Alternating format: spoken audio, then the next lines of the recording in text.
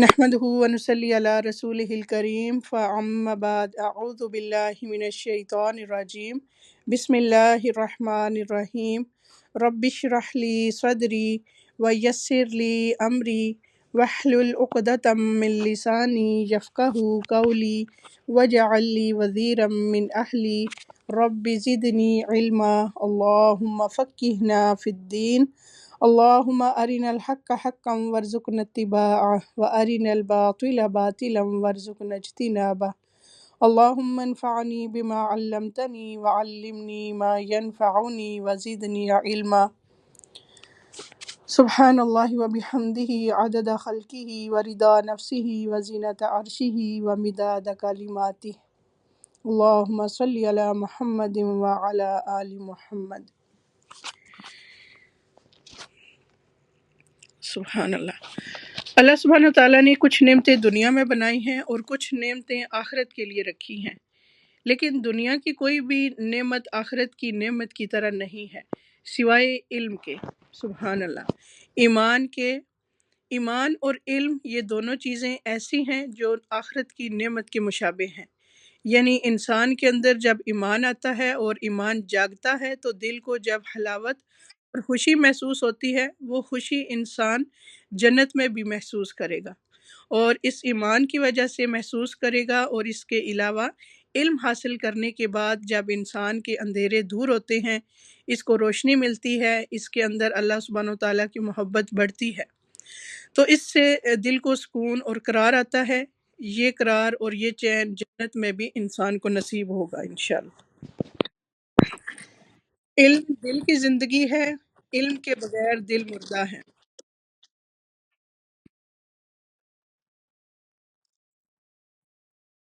Mic stop.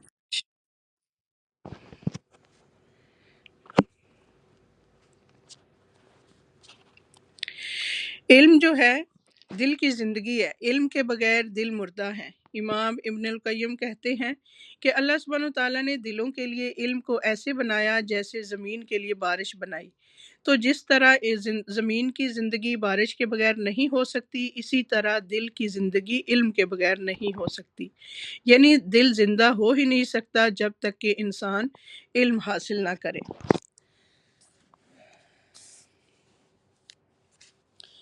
پارہ number 25 ہے ہمارا، سورہ حامیم سجدہ، آیت نمبر 47۔ انشاءاللہ ہم سٹارٹ کرتے ہیں۔ اعوذ باللہ من الشیطان الرجیم، بسم اللہ الرحمن الرحیم۔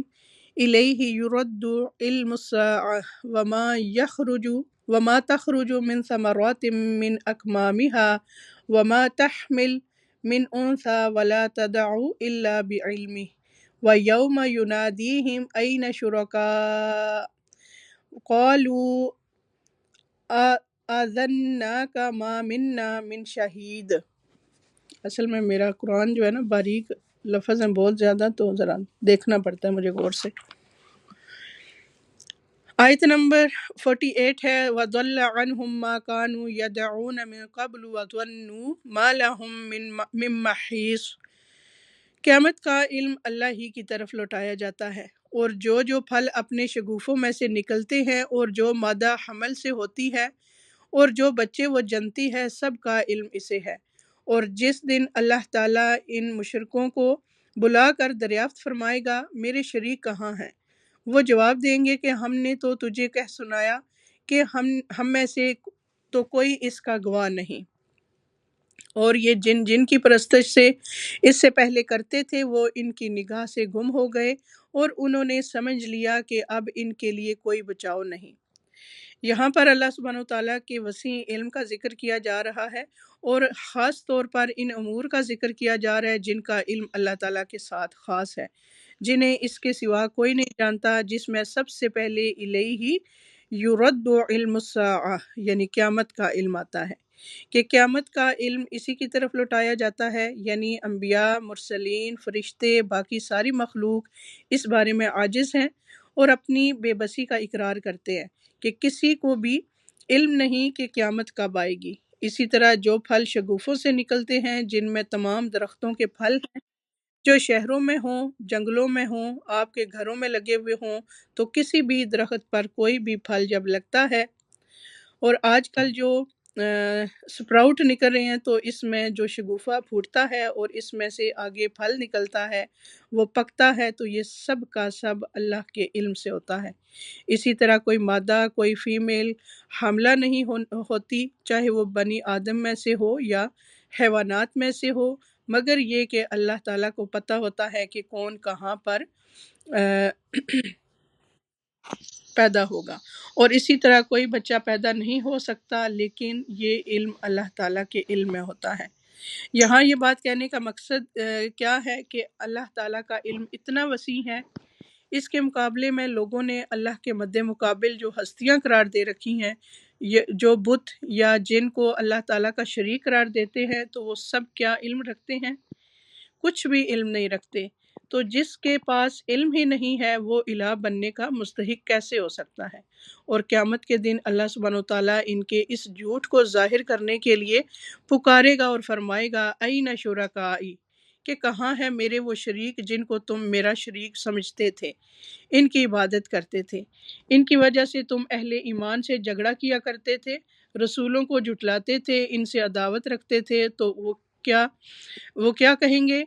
وہ اس وقت ان سب کا انکار کر دیں گے، اور وہ کہیں گے کہ ہم آپ سے کہہ چکے ہیں، ہم میں سے آج کوئی بھی اس بات کی گواہی نہیں دیتا کہ کوئی بھی اللہ کے سوا اور معبود ہو سکتا ہے۔ لیکن دنیا میں انسان اس قدر غافل ہے، کس قدر بے خبر ہے کہ وہ اس بات کو سمجھتا ہی نہیں، اور وہاں چونکہ انہیں یہ یقین ہو جائے گا کہ اب اللہ سے بچانے والا کوئی بھی نہیں، کہیں سے کوئی مدد نہیں ملی، کوئی جائے پناہ نہیں، تو اس وجہ سے وہ سب کے سب جن کو وہ اپنا کچھ سمجھتے تھے وہ ان سے گم ہو جائیں گے، اور وہ یقین کر لیں گے کہ وہ اب بچ نہیں سکتے۔ تو یہ بات جو کل قیامت کے دن انسان کہیں گے، جس کا اقرار کریں گے، کاش وہ دنیا میں سمجھیں اور آج اس حقیقت سے آگاہ ہو جائیں، اور اس بات کو سمجھ جائیں، اس نقطے کو سمجھ جائیں کہ اللہ کے سوا کوئی بھی نہ پناہ دے سکتا ہے اور نہ ہی عبادت کے لائق ہے، اور نہ ہی ہماری کوئی مشکل آسان کر سکتا ہے، اور نہ ہی ہمارے کسی کام آ سکتا ہے۔ آیت نمبر 49 ہے، بھلائی کے مانگنے سے انسان تھکتا نہیں، اور اگر اسے کوئی تکلیف پہنچ جائے تو وہ مایوس اور نا امید ہو جاتا ہے۔ تو انسان کا عام طور پر حال کیا ہے کہ اٹھتے بیٹھتے اپنے لیے خیر مانگتا رہتا ہے، اپنے لیے، اپنی اولاد کے لیے، اور بھلائی کی دعا کرنے سے کبھی تھکتا ہی نہیں۔ یعنی انسان کو جو کچھ بھی مل جائے وہ اس پر قناعت نہیں کرتا، بلکہ وہ چاہتا ہے کہ اس سے آگے اور ملے اور ملے، یعنی چاہے وہ مال ہو، چاہے اولاد ہو، چاہے جاؤ منصب ہو، چاہے دنیا کی نعمتیں ہوں۔ تو ہم سب اگر غور کریں تو اگر ہمارے 10 سال پہلے حالات اس سے کمزور تھے تو اس وقت بھی ہم مزید مانگتے تھے، اور آج اگر بہتر ہیں تو آج بھی اور مانگتے ہیں۔ تو یہ انسان کی فطرت میں ہے کہ وہ دنیا کی خیر کے حوالے سے کبھی بھی راضی نہیں ہوتا، وہ مزید مانگتا چلا جاتا ہے۔ تو اس حوالے سے نبی پاک صلی اللہ علیہ وآلہ وسلم نے فرمایا، اگر ابن آدم کو ایک وادی سونے کی بھر کے دے دی جائے تو وہ دوسری کا خواہش مند ہو جائے گا، اور اگر دوسری دے دی جائے تو تیسری کا خواہش مند ہو جائے گا، اور ابن آدم کا پیٹ مٹی کے سوا کوئی اور چیز نہیں بھر سکتی، اور اللہ تعالیٰ اس کی توبہ قبول کرتا ہے جو توبہ کرے۔ آیت نمبر 50 ہے، اور جو مصیبت اسے پہنچ چکی ہے اس کے بعد اگر ہم اسے کسی رحمت کا مزہ چکھائیں تو وہ کہہ اٹھتا ہے کہ ہم اسے کہہ اٹھتا ہے کہ اس کا تو میں حقدار ہی تھا، اور میں تو خیال نہیں کر سکتا کہ قیامت قائم ہوگی، اور اگر میں اپنے رب کے پاس واپس کیا گیا تو بھی یقیناً میرے لیے اس کے پاس بھی بہتری ہے، یقیناً ہم ان کفار کو ان کے اعمال سے خبردار کریں گے اور انہیں سخت عذاب کا مزہ چکھائیں گے۔ یعنی دنیا کی رونقوں میں پھر انسان ایسے غافل اور مدہوش ہوتا ہے کہ اپنے آخرت کے انجام کو بھول جاتا ہے۔ یہ اگر یہاں مل گیا ہے تو وہاں کیوں نہیں ملے گا؟ یہاں انسان کی دو قبیح صفات کا ذکر کیا گیا ہے کہ اگر اسے تکلیف پہنچتی ہے تو مایوس ہونے لگتا ہے، اور اگر انسان کو کوئی نعمت ملتی ہے، خوشحالی پہنچتی ہے، تو بھول جاتا ہے کہ انعام کس نے کیا، وہ خود تکبر کرنے لگتا ہے اور کہتا ہے کہ میں اس کا حقدار تھا۔ اور پھر یہ صفات اللہ نے ان لوگوں کی بتائیں جو قیامت کو جھٹلاتے ہیں، یعنی اللہ کا انکار، آخرت کا انکار انسان کے اندر ایسی بد اخلاقی پیدا کر دیتا ہے، لیکن جو مومن ہوتا ہے وہ ہر حال میں اللہ کی طرف رجوع کرتا ہے اور حالات کی تنگی سے مایوسی کی طرف نہیں جاتا۔ آیت نمبر 51 ہے، اور جب ہم انسان پر اپنا انعام کرتے ہیں تو وہ منہ پھیر لیتا ہے اور کنارہ کش ہو جاتا ہے، اور جب اسے مصیبت پڑتی ہے تو بڑی لمبی چوڑی دعائیں کرنے والا بن جاتا ہے، یعنی پھر وہ اپنی دولت کو، دنیا کی خوشحالی اور نعمتوں کو انجوائے کرنے کی طرف چل پڑتا ہے اور ان میں مصروف ہو جاتا ہے۔ اور یہ ہم سب کا حال ہے کسی نہ کسی درجے میں کہ تکلیف کے وقت ہم جس طرح اللہ تعالیٰ کو پکارتے ہیں اس طرح خوشحالی میں نہیں پکارتے۔ آیت نمبر 52 ہے کہ آپ کہہ دیجئے کہ بھلا یہ تو بتاؤ کہ اگر یہ قرآن اللہ کی طرف سے آیا ہوا ہو، پھر تم نے اسے نہ مانا، بس اس سے بڑھ کر بہکا ہوا کون ہوگا جو مخالفت میں حق سے دور چلا جائے؟ یعنی کیونکہ قرآن تو کتاب ہدایت ہے، اور اگر کوئی شخص اس کو ہی نہیں مانتا تو پھر اس کا حال کیا ہوگا؟ وہ گمراہی میں ہی بھٹکتا پھرے گا اور وہاں تک گمراہی میں جائے گا جہاں سے واپسی کا کوئی راستہ نہیں ہوگا، اور کسی ذریعے سے اس کو ہدایت نہیں ملے گی، کیونکہ جو ہدایت کا سرچشمہ تھا یہ ایسا ہی ہے کہ جیسے کسی انسان کو پیاس لگے اور پانی کا جو چشمہ اس کے سامنے ہے اس کو چھوڑ کر آگے نکل جائے، اور آگے کہیں پانی نہ ہو تو پھر وہ پیاس سے مرے گا نہیں تو اور کیا ہوگا۔ آیت نمبر 53 ہے، ان قریب ہم انہیں اپنی نشانیاں آفاق عالم میں بھی دکھائیں گے اور خود ان کی اپنی ذات میں بھی، یہاں تک کہ ان پر کھل جائے کہ حق یہی ہے۔ کیا آپ کے رب کا ہر چیز سے واقف اور آگاہ ہونا کافی نہیں؟ یعنی اللہ سبحانہ وتعالیٰ اپنی وحدانیت کی علامتیں، نشانیاں کائنات میں یعنی آسمانوں کے کناروں پر بھی اور خود انسان کے اپنے وجود کے اندر بھی دکھائے گا کہ یہ سب کچھ خود سے خود نہیں بنا، بلکہ اس کا بنانے والا کوئی ہے اور وہ رب کریم کی ذات ہے۔ آیت نمبر 54 ہے، یقین جانو کہ یہ لوگ اپنے رب کے روبرو جانے سے شک میں ہیں، یاد رکھو کہ اللہ تعالیٰ ہر چیز کا احاطہ کیے ہوئے ہے۔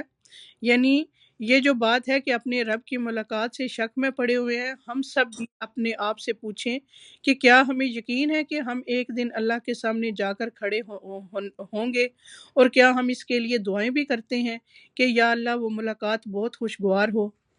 آپ دیکھیں دنیا میں اگر آپ کو کسی سے پہلی بار ملنا ہو تو آپ کے دل کے اندر کیسے جذبات ہوتے ہیں، کیسی کیفیات ہوتی ہیں، اور خصوصاً اگر آپ کو کوئی بہت محبوب ہستی ہو یا دنیاوی اعتبار سے اس کا کوئی بہت بڑا درجہ اور مقام ہو تو اس کے لیے ہم تیاری کرتے ہیں، فکر کرتے ہیں اور دعائیں مانگتے ہیں کہ اللہ کرے سب ٹھیک ہو جائے۔ تو اگر ہمیں اپنے رب سے ملاقات کا یقین ہے تو اس کے لیے ہم کتنا فکر کرتے ہیں کہ وہ ملاقات اچھی ہو، خوشگوار ہو، ہمیں بہت محبوب ہو۔ اس کے لیے دعائیں کرنی چاہیے کہ یا اللہ جب میں آپ سے ملوں تو آپ مجھ سے راضی ہو جائیں اور میں آپ کو دیکھ کر خوش ہو جاؤں، یعنی اس وقت اللہ تعالیٰ ناراض نہ ہوں اور ہمارے اندر ایسا خوف نہ ہو کہ ہم مایوس ہو جائیں۔ لیکن جو شخص ملاقات کا یقین رکھتا ہے پھر وہ اس کے لیے تیاری کرتا ہے، کیونکہ جو ملاقات کی تیاری نہیں کرتا تو یہ نہ سمجھی کی علامت ہے۔ عمر بن عبدالعزیز ممبر پر چڑھے، پھر اللہ کی حمد و ثنا بیان کی، پھر کہا اما بعد، اے لوگو، میں نے کسی نئے حکم کو جاری کرنے کے لیے تمہیں جمع نہیں کیا، لیکن میں نے اس معاملے پر میں غور کیا ہے جس کی طرف تم لوٹ کر جانے والے ہو، جس سے تمہاری ملاقات ہونے والی ہے۔ پھر انہوں نے کہا کہ میں جان چکا ہوں کہ اس حکم کی تصدیق کرنے والا احمق ہے اور اس کی تکذیب کرنے والا ہلاک ہونے والا ہے۔ بس اتنا کہہ کر ممبر سے اتر گئے۔ ان کا یہ کہنا کہ اس کی تصدیق کرنے والا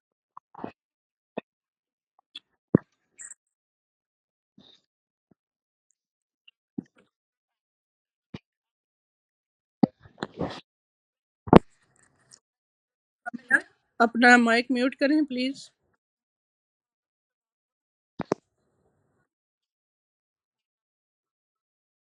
ہمنا کا میوٹ آن ہے، وہ مائک آن ہے، میوٹ کریں۔ اللہ، تو ان کا یہ کہنا کہ والا اللہ سے ملاقات ہوگی، کہنے والا احمق ہے، تو اس کا کیا مطلب؟ یعنی جو اس کی تصدیق کرتا ہے پھر اسے چاہیے کہ اس جیسا عمل بھی کرے، اتنی تیاری بھی کرے، یعنی جس درجے ہستی سے ملاقات ہے، پھر اس طرح کی تیاری بھی مطلوب ہے، لیکن وہ ویسا عمل نہیں کرتا اور نہ ہی اس سے ڈرتا ہے، نہ ہی گستاخی سے خوف کھاتا ہے، حالانکہ وہ اس کی تصدیق بھی کرتا ہے۔ اللہ کے واقع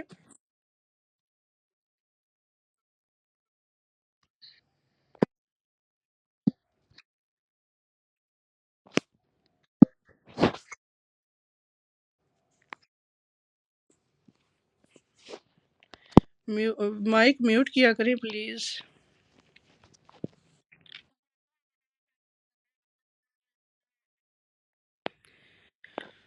اوکے، اعوذ باللہ من الشیطان الرجیم۔ تو اس سے کیا پتہ چلتا ہے کہ سمجھدار اور عقل مند لوگ کون ہیں؟ کہ جو اللہ کی ملاقات کی تیاری کریں عمل کر کے، اور اس کے لیے چھوٹے چھوٹے بھی جو عمل کیا کریں تو کہا کریں کہ یا اللہ یہ عمل میں صرف اور صرف تیرے لیے کر رہی ہوں، تاکہ تو اس دن مجھے دیکھے تو مجھے بخش دے اور مجھ سے راضی ہو جائے، کیونکہ بہت دفعہ ہم نیک کام کرتے بھی ہیں اور کر کے پھر احسان بھی جتلاتے ہیں، اور کر کے اس کو ضائع بھی کر دیتے ہیں۔ تو جو شخص اللہ کے لیے کرتا ہے وہ ہر حال میں مطمئن اور راضی ہوتا ہے کہ جس کے لیے میں نے کیا اس نے دیکھ لیا۔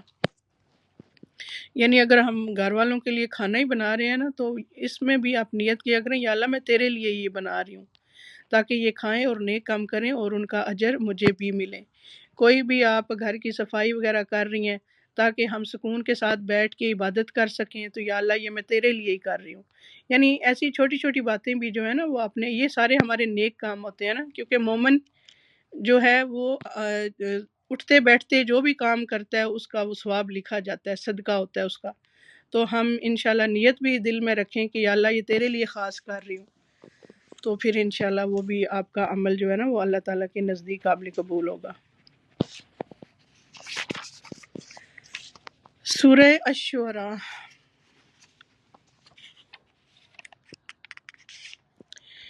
آیت نمبر 54 پڑھ لیا ہم نے۔ الا انہم فی مریۃ من لقاء ربہم الا انہ بکل شیء محیط، یقین جانو کہ یہ لوگ اپنے رب کے روبرو جانے سے شک میں ہیں، یاد رکھو کہ اللہ تعالیٰ ہر چیز کا احاطہ کیے ہوئے ہیں۔ سورہ الشعراء، سورہ الشعراء مکی ہے اور اس میں 53 آیتیں اور 5 رکوع ہیں۔ افرا آپ ذرا تلاوت کر دیں۔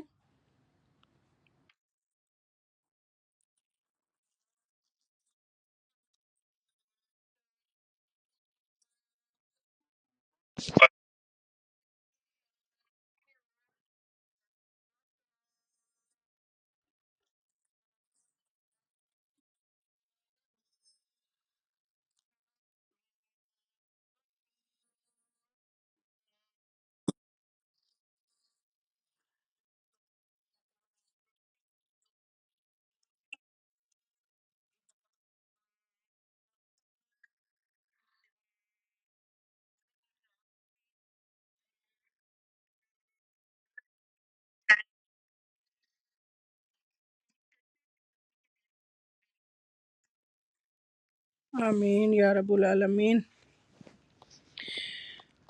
الحمد للہ رب العالمین، بسم اللہ الرحمن الرحیم۔ شروع کرتی ہوں اللہ کے نام سے جو بڑا مہربان نہایت رحم فرمانے والا ہے۔ حامیم، عین سین قاف، حامیم عین سین قاف۔ کذالک یوحی الیک والی الذین من قبلک اللہ العزیز الحکیم۔ اللہ تعالیٰ جو زبردست ہے اور حکمت والا ہے، اسی طرح تیری طرف اور تجھ سے اگلوں کی طرف وہی بھیجتا رہا۔ آسمانوں کی تمام چیزیں اور جو کچھ زمین میں ہے سب اسی کا ہے، وہ برتر اور عظیم الشان ہے۔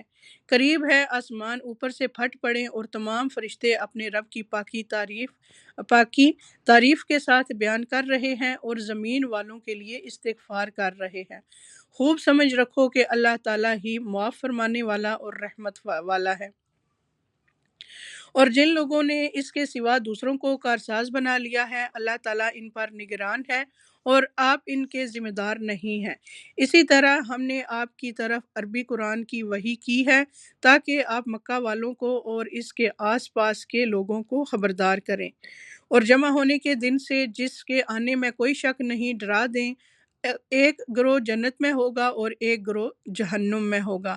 اگر اللہ تعالیٰ چاہتا تو ان سب کو ایک ہی امت کا بنا دیتا، لیکن وہ جسے چاہتا ہے اپنی رحمت میں داخل کر لیتا ہے، اور ظالموں کا حامی اور مددگار کوئی نہیں۔ کیا ان لوگوں نے اللہ تعالیٰ کے سوا اور کارساز بنا لیے ہیں؟ حقیقتاً تو اللہ تعالیٰ ہی کارساز ہے، وہی مردوں کو زندہ کرے گا اور وہی ہر چیز پر قادر ہے۔ اور جس جس چیز میں تمہارا اختلاف ہو، اس کا فیصلہ اللہ تعالیٰ ہی کی طرف ہے۔ یہی اللہ میرا رب ہے جس پر میں نے بھروسہ کر رکھا ہے اور جس کی طرف میں جھکتا ہوں۔ تو دنیا میں آپ دیکھیں کہ ہر موضوع پر اور ہر ٹاپک پر لوگوں کا باہم اختلاف ہوتا ہے، چاہے وہ مذہب کا ہو، پولیٹکس ہو، فائنینس ہو، کوئی بھی چیز ہو، تو اس میں لوگوں کے خیالات اور نظریات مختلف ہوتے ہیں۔ دنیاوی امور میں تو اختلاف ہوتا ہے، ختم ہو جاتا ہے، اور اس کے کوئی بہت بڑے کانسیکوینسز نہیں ہوتے، لیکن دین کے معاملے میں جو اختلاف ہے اس کا اصل فیصلہ تو اللہ کرے گا۔ اس لیے ہمیشہ انسان کے اندر یہ حرص ہونی چاہیے کہ میں صحیح دلیل کو اپنا لوں، کسی قسم کی انا پرستی کا شکار نہ ہوں، کسی طرح کی اپنی خواہش نفس کا شکار نہ ہوں، کیونکہ یہ بات میری مرضی کے خلاف جاتی ہے، اس لیے اس کو چھوڑ کر کوئی اور راستہ نکال لوں۔ اصل فیصلہ اللہ تعالیٰ کرے گا کہ صحیح کیا تھا اور کیا صحیح نہیں تھا۔ آیت نمبر 11 ہے، وہ آسمانوں اور زمین کا پیدا کرنے والا ہے، اس نے تمہارے لیے تمہاری جنس کے جوڑے بنا دیے ہیں اور چوپایوں کے جوڑے بنائے ہیں، تمہیں وہ اس میں پھیلا رہا ہے، اس جیسی کوئی چیز نہیں، وہ سننے اور دیکھنے والا ہے۔ جب ہم کہتے ہیں کہ اس جیسی کوئی چیز ہی نہیں، تو پھر اللہ سبحانہ وتعالیٰ کو مخلوق پر قیاس نہیں کرنا چاہیے۔ اللہ کے لیے ایسی مثالیں نہیں بیان کرنی چاہیے جو مخلوق کے لیے ہوتی ہیں، کیونکہ اللہ تعالیٰ مخلوق میں سے چاہے وہ انسان ہوں، جن ہوں، فرشتے ہوں، شجر و حجر ہوں، کوئی بھی چیز ہو، ان میں سے کسی بھی چیز کی طرح نہیں ہے، تو اس لیے اللہ سبحانہ وتعالیٰ کا کوئی امیج اس طرح کا قائم نہ کریں کہ وہ جو کسی انسان یا کسی خود ساختہ چیز سے ملتا ہو۔ جب بھی کوئی ذہن میں آئے تو فوراً کہیں کہ اللہ تعالیٰ ایسا نہیں ہے، وہ اس سے بہت بلند ہے، بہت عظیم ہے، بہت بہترین ہے، وہ میرے تصور میں نہیں آ سکتا۔ لیسا کمثلی شیء، اس کا علم، اس کے طاقت، اس کی حیات، اس کی قدرت، اس کی عظمت، اس کی حکمت، ہر چیز انسانوں سے اور دنیا میں پائی جانے والی ہر چیز سے بہت بالا ہے۔ آسمانوں اور زمین کی کنجیاں اسی کی ہیں، جس کی چاہے روزی کشادہ کر دے اور تنگ کر دے، یقیناً وہ ہر چیز کو جاننے والا ہے۔ یعنی سارے خزانوں کا مالک وہ ہے، اور جس کو یہ یقین ہو تو وہ مانگتے ہوئے تھکتا ہی نہیں، کیونکہ دنیا میں جب کسی انسان کے بارے میں آپ کو پتہ چلتا ہے کہ اس کے پاس بہت کچھ ہے، تو آپ کو اس سے ایک امید وابستہ ہو جاتی ہے کہ یہ مشکل میں میری کوئی مدد کرے گا، لیکن اصل میں تو ہر خزانے کا مالک اللہ ہے۔ وہ خزانے بھی جو بندوں کے پاس ہیں، ان کا بھی اصل مالک اللہ ہے، بندے بھی تب دیتے ہیں جب اللہ کا اذن ہوتا ہے۔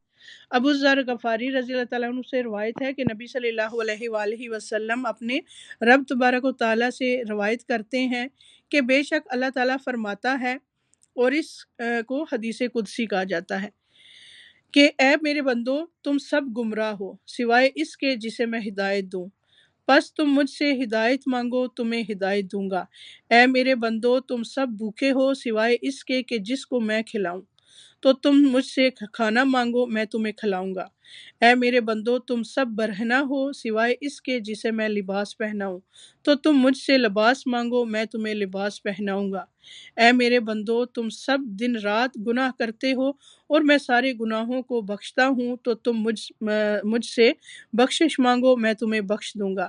اے میرے بندو، اگر تمہارے اولین اور آخرین جن و انس ایک ساتھ چٹیل میدان میں کھڑے ہو کر مجھ سے مانگنے لگیں اور میں ہر ایک کو جو وہ مجھ سے مانگے عطا کر دوں، تو پھر بھی میرے خزانوں میں کمی نہیں ہوگی جتنی سمندر میں سوئی ڈال کر نکالنے سے پانی میں کمی آتی ہے، تو وہ کیا کمی ہوتی ہے؟ نتھنگ۔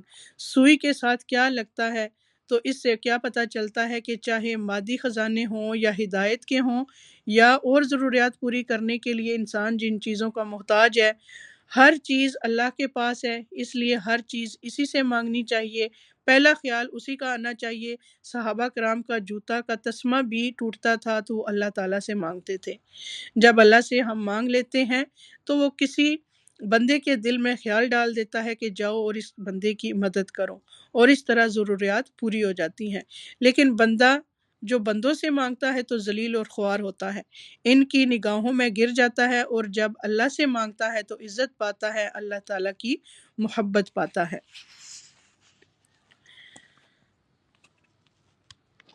آیت نمبر 13 ہے، اللہ تعالیٰ نے تمہارے لیے وہی دین مقرر کر دیا ہے جس کے قائم کرنے کا اس نے نوح علیہ السلام کو حکم دیا تھا، اور جو بذریعہ وحی ہم نے تیری طرف بھیج دی ہے، اور جس کا تاکیدی حکم ہم نے ابراہیم اور موسیٰ اور عیسیٰ علیہ السلام کو دیا تھا کہ اس دین کو قائم رکھنا اور اس میں پھوٹ نہ ڈالنا۔ جس چیز کی طرف آپ انہیں بلا رہے ہیں وہ تو ان مشرکین پر گراں گزرتی ہے، اللہ تعالیٰ جسے چاہتا ہے اپنا برگزیدہ بناتا ہے، اور جو بھی اس کی طرف رجوع کرے وہ اس کی صحیح رہنمائی کرتا ہے۔ یاد رکھیے کہ دین کے جو عقائد ہیں ان میں تمام انبیاء میں اتحاد ہے۔ بنیادی عقائد سارے انبیاء کے یہاں ایک ہی طرح کے تھے، یعنی اصول برابر کے تھے، اور ان کا آپس میں مضبوط رشتہ بھی تھا۔ محمد صلی اللہ علیہ وآلہ وسلم نے فرمایا، تمام انبیاء علیہ السلام باپ شریک بھائی ہیں اور ان کی مائیں مختلف ہیں، ان کا دین ایک ہی ہے اور ہمارے درمیان کوئی اور نبی نہیں ہے، یعنی نبوت سے جڑی ہوئی ہے، یعنی جس کو اللہ نے نبی بنایا بس وہی ہے۔ تو شریعتیں مختلف ہیں لیکن اصل دین اور عقائد ایک ہی طرح کے ہیں، اور یہی جو ایک دین ہے یعنی توحید کا دین، توحید کی دعوت، یہ مشرکین پر بڑی بھاری گزرتی ہے۔ جس کی طرف آپ ان کو دعوت دیتے ہیں یعنی توحید سے مشرکین، ابلیس اور اس کے لشکروں اور اس کے فالوورز سب کا دل تنگ پڑتا ہے۔ یعنی جب ایک اللہ کی طرف لوگوں کو بلایا جاتا ہے جو غیر اللہ سے جڑے ہوئے ہوں تو وہ اس بات پر سخت اوفینڈ ہوتے ہیں اور ناراض ہو جاتے ہیں اور غضبناک ہو جاتے ہیں۔ آیت نمبر 14 ہے، اور ان لوگوں نے اپنے پاس علم آ جانے کے بعد ہی اختلاف کیا، اور وہ بھی باہمی ضد بحث سے۔ اور اگر آپ کے رب کی بات ایک وقت مقرر تک کے لیے پہلے ہی سے قرار پا گئی ہوئی نہ ہوتی تو یقیناً ان کا فیصلہ ہو چکا ہوتا، اور جن لوگوں کو ان کے بعد کتاب دی گئی ہے وہ بھی اس کی طرف سے الجھن والے شک میں پڑے ہوئے ہیں۔ تو تفرقہ بازی کی اصل وجہ دنیا ہی ہے کہ دنیا کی سرداری طلب کرنے کے لیے لوگ رسا کشی کرتے ہیں، ایک دوسرے پر سرکشی کرتے ہیں، اور پھر تفرقہ بازی کرتے ہوئے ظلم کرتے ہیں اور دنیا میں اپنا نام بنانا چاہتے ہیں۔ آیت نمبر 15 ہے، پس لوگوں کو اسی طرف بلاتے رہیں اور جو کچھ آپ سے کہا گیا ہے اس پر مضبوطی سے جم جائیں اور ان کی خواہشوں پر نہ چلیں، اور کہہ دیں کہ اللہ تعالیٰ نے جتنی کتابیں نازل فرمائی ہیں میرا ان پر ایمان ہے، اور مجھے حکم دیا گیا ہے کہ تم میں انصاف کرتا رہوں، ہمارا اور تم سب کا پروردگار اللہ ہی ہے، ہمارے اعمال ہمارے لیے ہیں اور تمہارے اعمال تمہارے لیے ہیں، ہم تم میں کوئی کٹ حجتی نہیں، اللہ تعالیٰ ہم سب کو جمع کرے گا اور اس کی طرف لوٹنا ہے۔ یعنی تو اہم بات یہ ہے کہ انسان ایمان لانے کے بعد اس پر قائم رہے، ڈٹ جائے اور مشکلات سے نہ گھبرائے۔ سفیان ثقفی سے مروی ہے کہ ایک شخص نے عرض کیا، یا رسول اللہ صلی اللہ علیہ وآلہ وسلم، مجھے اسلام کے حوالے سے کوئی ایسی بات بتا دیجیے کہ آپ کے بعد پھر کسی سے کچھ پوچھنے کی ضرورت نہ رہے۔ آپ نے فرمایا، پہلے اقرار کرو کہ میں اللہ پر ایمان لایا، پھر اس پر ہمیشہ ثابت قدم رہو۔ اس نے عرض کیا کہ میں کس چیز سے بچوں؟ تو آپ صلی اللہ علیہ وآلہ وسلم نے اپنی زبان کی طرف اشارہ کیا کہ زبان کو روک کر رکھو۔ بہرحال ایمان لانے کے بعد اہم ترین چیز کیا ہے کہ پھر اس کو مینٹین کیا جائے، اس پر قائم رہا جائے۔ مشکلات کی وجہ سے، لوگوں کی تنقید کی وجہ سے گھبرا کر انسان پیچھے نہ ہٹے۔ ویسے بھی استقامت، ثابت قدمی اور کمٹمنٹ نبھانا بہت اعلیٰ اخلاق میں سے ہے۔ رسول اللہ صلی اللہ علیہ وآلہ وسلم نے فرمایا کہ ثابت قدم رہو اور اپنا اخلاق اچھا کرو، یعنی یہ دو چیزیں انسان کو فائدہ دیتی ہیں۔ نیکی کے کام کا ارادہ کیا، پھر اس کو کر گزرو۔ یہ نہیں ہوتا کہ آپ نیکی کرنے چلیں اور آپ کے راستے میں کوئی مشکل آئے۔ آزمائش تو ضرور ہوتی ہے، کسی نہ کسی طرف سے امتحان ضرور آئے گا، اور یہ امتحان کیوں آتا ہے؟ یہ اصل میں دیکھنے کے لیے آتا ہے کہ اس بات کو کہ آپ کتنے سچے ہیں اپنے اس نیکی کے کام میں۔ کیا آپ واقعی اللہ سبحانہ وتعالیٰ کے لیے کر رہے ہیں، یا پھر آپ دکھاوے کے لیے کر رہے ہیں، یا لوگوں کی نظروں میں آنے کے لیے کر رہے ہیں، یا اپنی شان کو بڑھانے کے لیے کر رہے ہیں؟ کیونکہ جو شخص اللہ کے لیے کام کرتا ہے، اس کی راہ میں کوئی چیز حائل نہیں ہوتی، وہ چلتا چلا جاتا ہے اور اس راستے پر مرتے دم تک قائم رہتا ہے۔ اور جو دنیا کی کسی مفاد کے لیے کام کرتا ہے، جب وہ دیکھتا ہے کہ مجھے وہ مفاد حاصل نہیں ہو رہا، تو انسان پھر اس کام کو چھوڑ دیتا ہے۔ جیسے دنیا میں آپ کوئی بزنس کرتے ہیں، وہ کامیاب نہیں ہوتا تو آپ اسے چھوڑ کر کوئی اور شروع کر دیتے ہیں۔ تو ایسے ہی یہ کچھ لوگ دین کا نام اس لیے لیتے ہیں کہ وہ بظاہر یہ دکھاتے ہیں کہ وہ سب اللہ کے لیے کر رہے ہیں، لیکن مطلوب کچھ اور ہوتا ہے، اور جب وہ مطلوب پورا نہیں ہوتا تو اس کام کو چھوڑ ہی دیتے ہیں۔ آیت نمبر 16 ہے، اور جو لوگ اللہ تعالیٰ کی باتوں میں جھگڑا ڈالتے ہیں اس کے بعد کہ مخلوق سے اسے امان چکی، اس کی کٹ حجتی اللہ کے نزدیک باطل ہے، اور ان پر غضب ہے اور ان کے لیے سخت عذاب ہے۔ اللہ تعالیٰ نے حق کے ساتھ کتاب نازل فرمائی ہے اور ترازو بھی اتاری ہے، اور آپ کو کیا خبر شاید قیامت قریب ہی ہو۔ یعنی یہاں پر کتاب، میزان اور قیامت، ان تین چیزوں کا ذکر کیا گیا ہے، کیونکہ قیامت بدلے کا دن ہے، حساب کا دن ہے، تو اس سے پہلے انسان کو میزان یعنی انصاف سے کام لینا چاہیے، اور اس کے لیے انسان کو کتاب کا سہارا لینا چاہیے، اس کتاب کو پڑھنا چاہیے تاکہ وہ اس کو سیدھے رستے پر قائم رکھے۔ تو مراد اس سے یہ ہے کہ یہ سب کچھ اللہ نے اس لیے بھیجا، کتاب، میزان اور یہ آخرت کا کانسیپٹ، تاکہ انسان کے اعمال درست ہوں اور اس کا محاسبہ بھی کیا جائے۔ آیت نمبر 18 ہے، اس کی جلدی انہیں پڑی ہے جو اسے نہیں مانتے، اور جو اس پر یقین رکھتے ہیں وہ تو اس سے ڈر رہے ہیں۔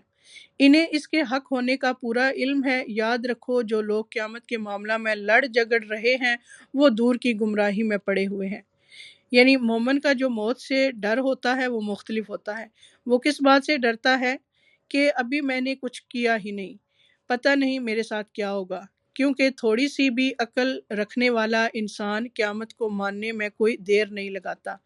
بالکل لاجیکل سی بات ہے کہ اس دنیا میں انسان کے اعمال کا بدلہ مل ہی نہیں سکتا، چاہے اچھے کرے یا برے کرے۔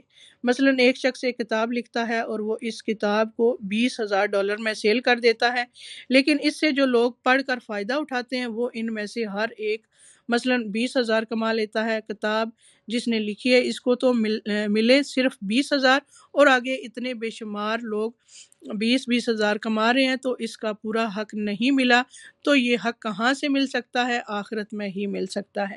اسی طرح ایک شخص 20 لوگوں کا قاتل ہے تو اس کا بدلہ دنیا میں تو نہیں مل سکتا، تو کوئی جگہ ہونی چاہیے جہاں انسان کو اس کے اچھے اور برے اعمال کا پورا بدلہ ملے، پورا۔ تو اس لیے جو لوگ اس چیز کو نہیں مانتے تو پھر ان کو کوئی بات سمجھ میں نہیں آتی اور وہ گمراہی میں ہی بہت دور نکل جاتے ہیں، لیکن جو مانتے ہیں پھر وہ ڈرتے ہیں اور وہ اپنے نیک اعمال کی طرف دوڑتے ہیں۔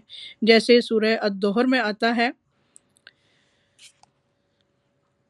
یوفون بالنذر ویخافون یوما کان شرہ مستطیرا، جو اپنی نظر پوری کرتے ہیں اور اس دن سے ڈرتے ہیں جس کی مصیبت بہت زیادہ پھیلی ہوئی ہے۔ وَيُطْعِمُونَ الطَّعَامَ عَلَى حُبِّهِ مِسْكِينًا وَيَتِيمًا وَأَسِيرًا، اور وہ کھانا کھلاتے ہیں اس کی محبت میں مسکین، یتیم اور قیدی کو، اور کہتے ہیں کہ ہم تمہیں صرف اللہ کے چہرے کی خاطر کھلا رہے ہیں، تم سے کوئی بدلہ نہیں چاہتے، نہ شکریہ یقیناً ہم اپنے رب سے اس دن سے ڈرتے ہیں جو بہت منہ بنانے والا، سخت تیوری چڑھانے والا دن ہے، یعنی بہت سخت دن ہے۔ تو جو مومن ہوتا ہے وہ آخرت کے قائم ہونے سے اور حساب کتاب سے ڈرتا ہے، اور جو آج ڈرتا ہے کل اس کو امن ملے گا۔ اللہ عز و جل نے فرمایا، میری عزت کی قسم، میں اپنے بندے پر 2 امن اور 2 خوف جمع نہیں کرتا۔ اگر میرا بندہ دنیا میں مجھ سے امن میں رہا تو اس دن خوف میں مبتلا کروں گا جس دن اپنے بندوں کو جمع کروں گا، اور اگر وہ دنیا میں مجھ سے ڈر گیا تو لوگوں کے جمع ہونے کے دن میں اسے امن عطا کروں گا۔ یعنی ہم سب کے اندر ایمان کا تقاضا یہ ہے کہ امید کے ساتھ ساتھ خوف بھی ہو، اور ہم سب کو قیامت کے دن کی رسوائی سے بچنے کی دعا بھی کرنی چاہیے۔ اور وہ دعا کیا ہے؟ اللہم تخزنی یوم القیامہ، اللہ مجھے قیامت کے دن رسوا نہ کرنا۔ دنیا میں بھی انسان کو اپنی رسوائی کا بہت ڈر ہوتا ہے، لیکن دنیا میں انسان کے جاننے والے چند محدود ہی ہوتے ہیں۔ کوئی رسوائی اور بے عزتی ہوئی بھی تو چند لوگوں میں ہوگی، لیکن اس دن کی رسوائی تو پورے انسانوں کے سامنے ہوگی۔ اسی طرح قیامت کے دن کی تنگی سے بھی بچنے کی دعا کرنی چاہیے کہ اللہم انی اعوذ بک من ضیق الدنیا و ضیق یوم القیامہ، کہ اے اللہ میں تیری پناہ مانگتا ہوں دنیا کی تنگی سے اور قیامت کے دن کی تنگی سے۔ تو جن لوگوں کو جیسے تنگ جگہوں پر جانے کا ایک فوبیا سا ہوتا ہے، ان کو بھی یہ دعا پڑھنی چاہیے تاکہ ان کی گھبراہٹ دور ہو۔ آیت نمبر 19 ہے، اللہ تعالیٰ اپنے بندوں پر بڑا ہی لطف کرنے والا ہے، جسے چاہتا ہے کشادہ روزی دیتا ہے، اور وہ بڑی طاقت، بڑے غلبہ والا ہے۔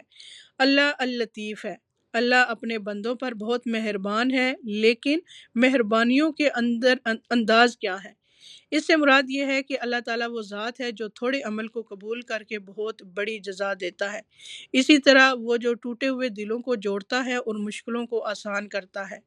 وہ جو اپنی نافرمانی کرنے والے کو جلد سزا نہیں دیتا اور امید رکھنے والے کو نامراد نہیں لوٹاتا۔ وہ ہستی جو اپنے ماننے والے کو خالی ہاتھ نہیں لوٹاتی، امید رکھنے والے کو مایوس نہیں کرتا۔ وہ جو غلطیوں کو معاف کرنے والا ہے اور معاف کرنا پسند کرتا ہے۔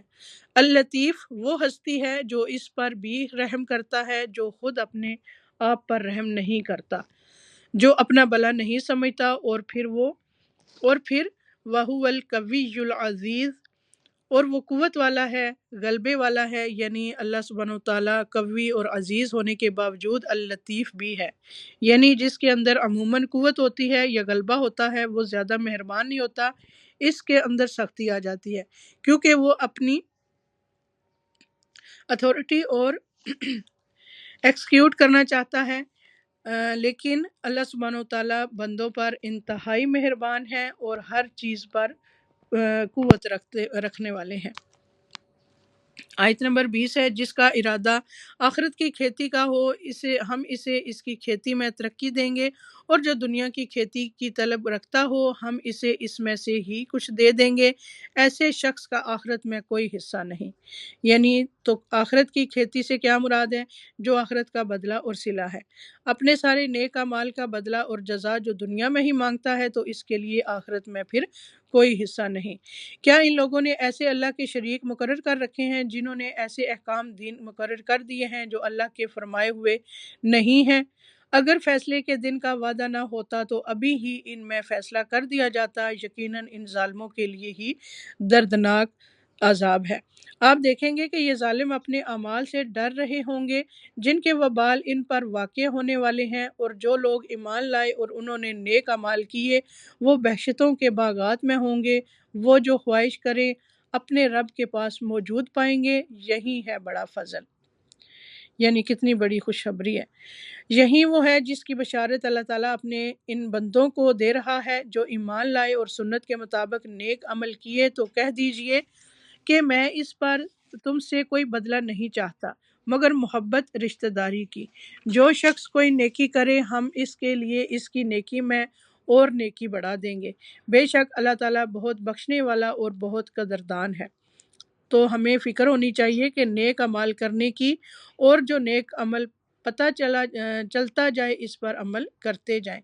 یہاں پر جو یہ بات کی گئی ہے کہ میں تم سے اس کام پر کوئی اجر نہیں مانگتا بلکہ قرابت کی محبت ضرور چاہتا ہوں، اس کا مطلب یہ ہے کہ نبی کریم صلی اللہ علیہ وآلہ وسلم کی قریش کے ہر قبیلے کے ساتھ کوئی نہ کوئی رشتہ داری تھی، تو ان کے ہاں صلہ رحمی کا کانسیپٹ بہت تھا، وہ اپنے کنبے اور قبیلے والوں کا بہت خیال رکھتے تھے۔ نبی صلی اللہ علیہ وآلہ وسلم ان کو سمجھا رہے ہیں کہ اگر تم ویسے مجھ سے اتفاق نہیں کرتے تو کم از کم اپنی رشتہ داری کا ہی لحاظ رکھو اور مجھے تکلیف نہ دو اور پریشان نہ کرو۔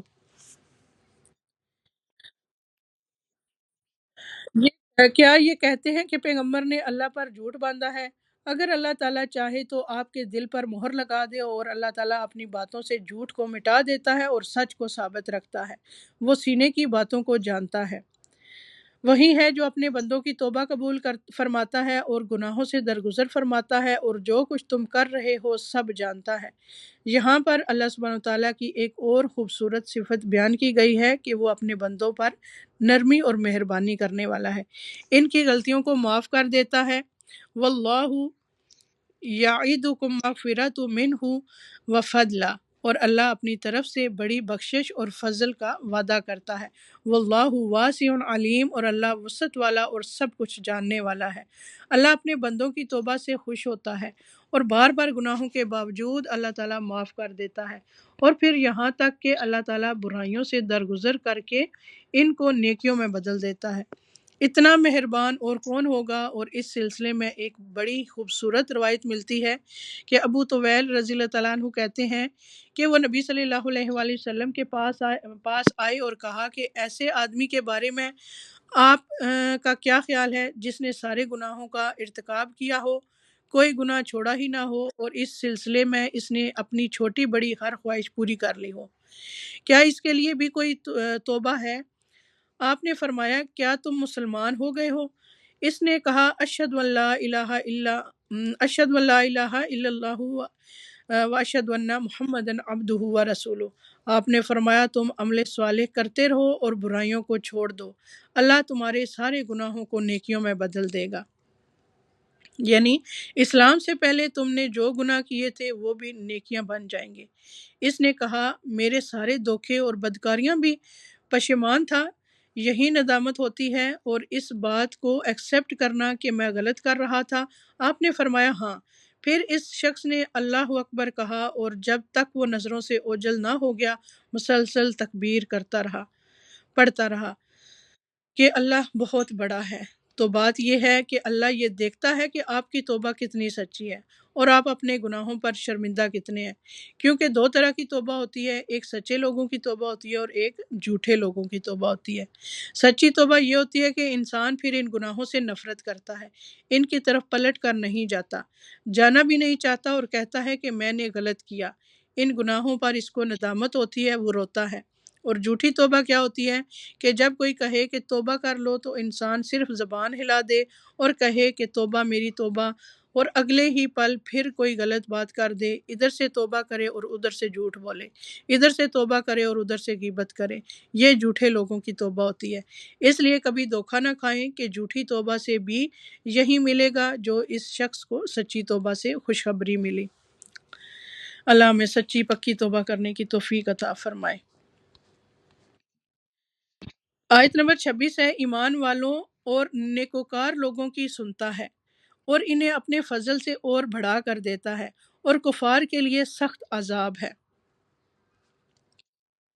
یعنی دعاؤں کی قبولیت کے لیے نیک عمل ضروری ہے۔ اس لیے آپ دیکھیں کہ جتنے بھی نیک کام ہیں، جیسے فرائض کی ادائیگی ہے، مثلا نماز ہے، فرض نماز ہے، اس کے بعد دعا کریں، 10 بار سبحان اللہ کہیں اور 10 بار الحمدللہ اور 10 بار اللہ اکبر کہہ کر جو دعا مانگے وہ قبول ہوتی ہے۔ تو آپ نے نماز کا فرض بھی ادا کیا اور ساتھ تسبیح بھی پڑھی تو آپ کی دعا قبول ہوئی۔ قرآن مجید پڑھنے کے بعد دعا قبول ہوتی ہے، صدقہ خیرات کرنے کے بعد دعا قبول ہوتی ہے۔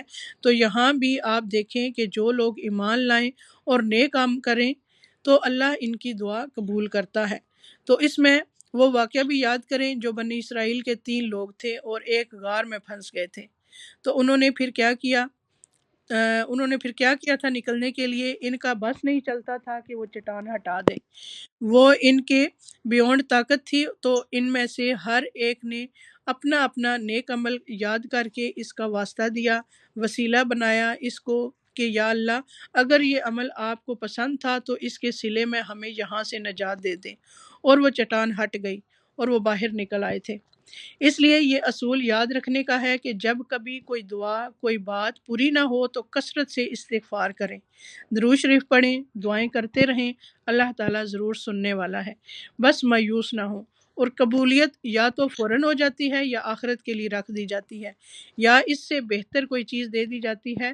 ہم مانگ کچھ رہے ہوتے ہیں اور ہمیں کچھ اور مل جاتا ہے جو ہمیں اس سے بھی زیادہ بہتر کام آنے والا ہوتا ہے۔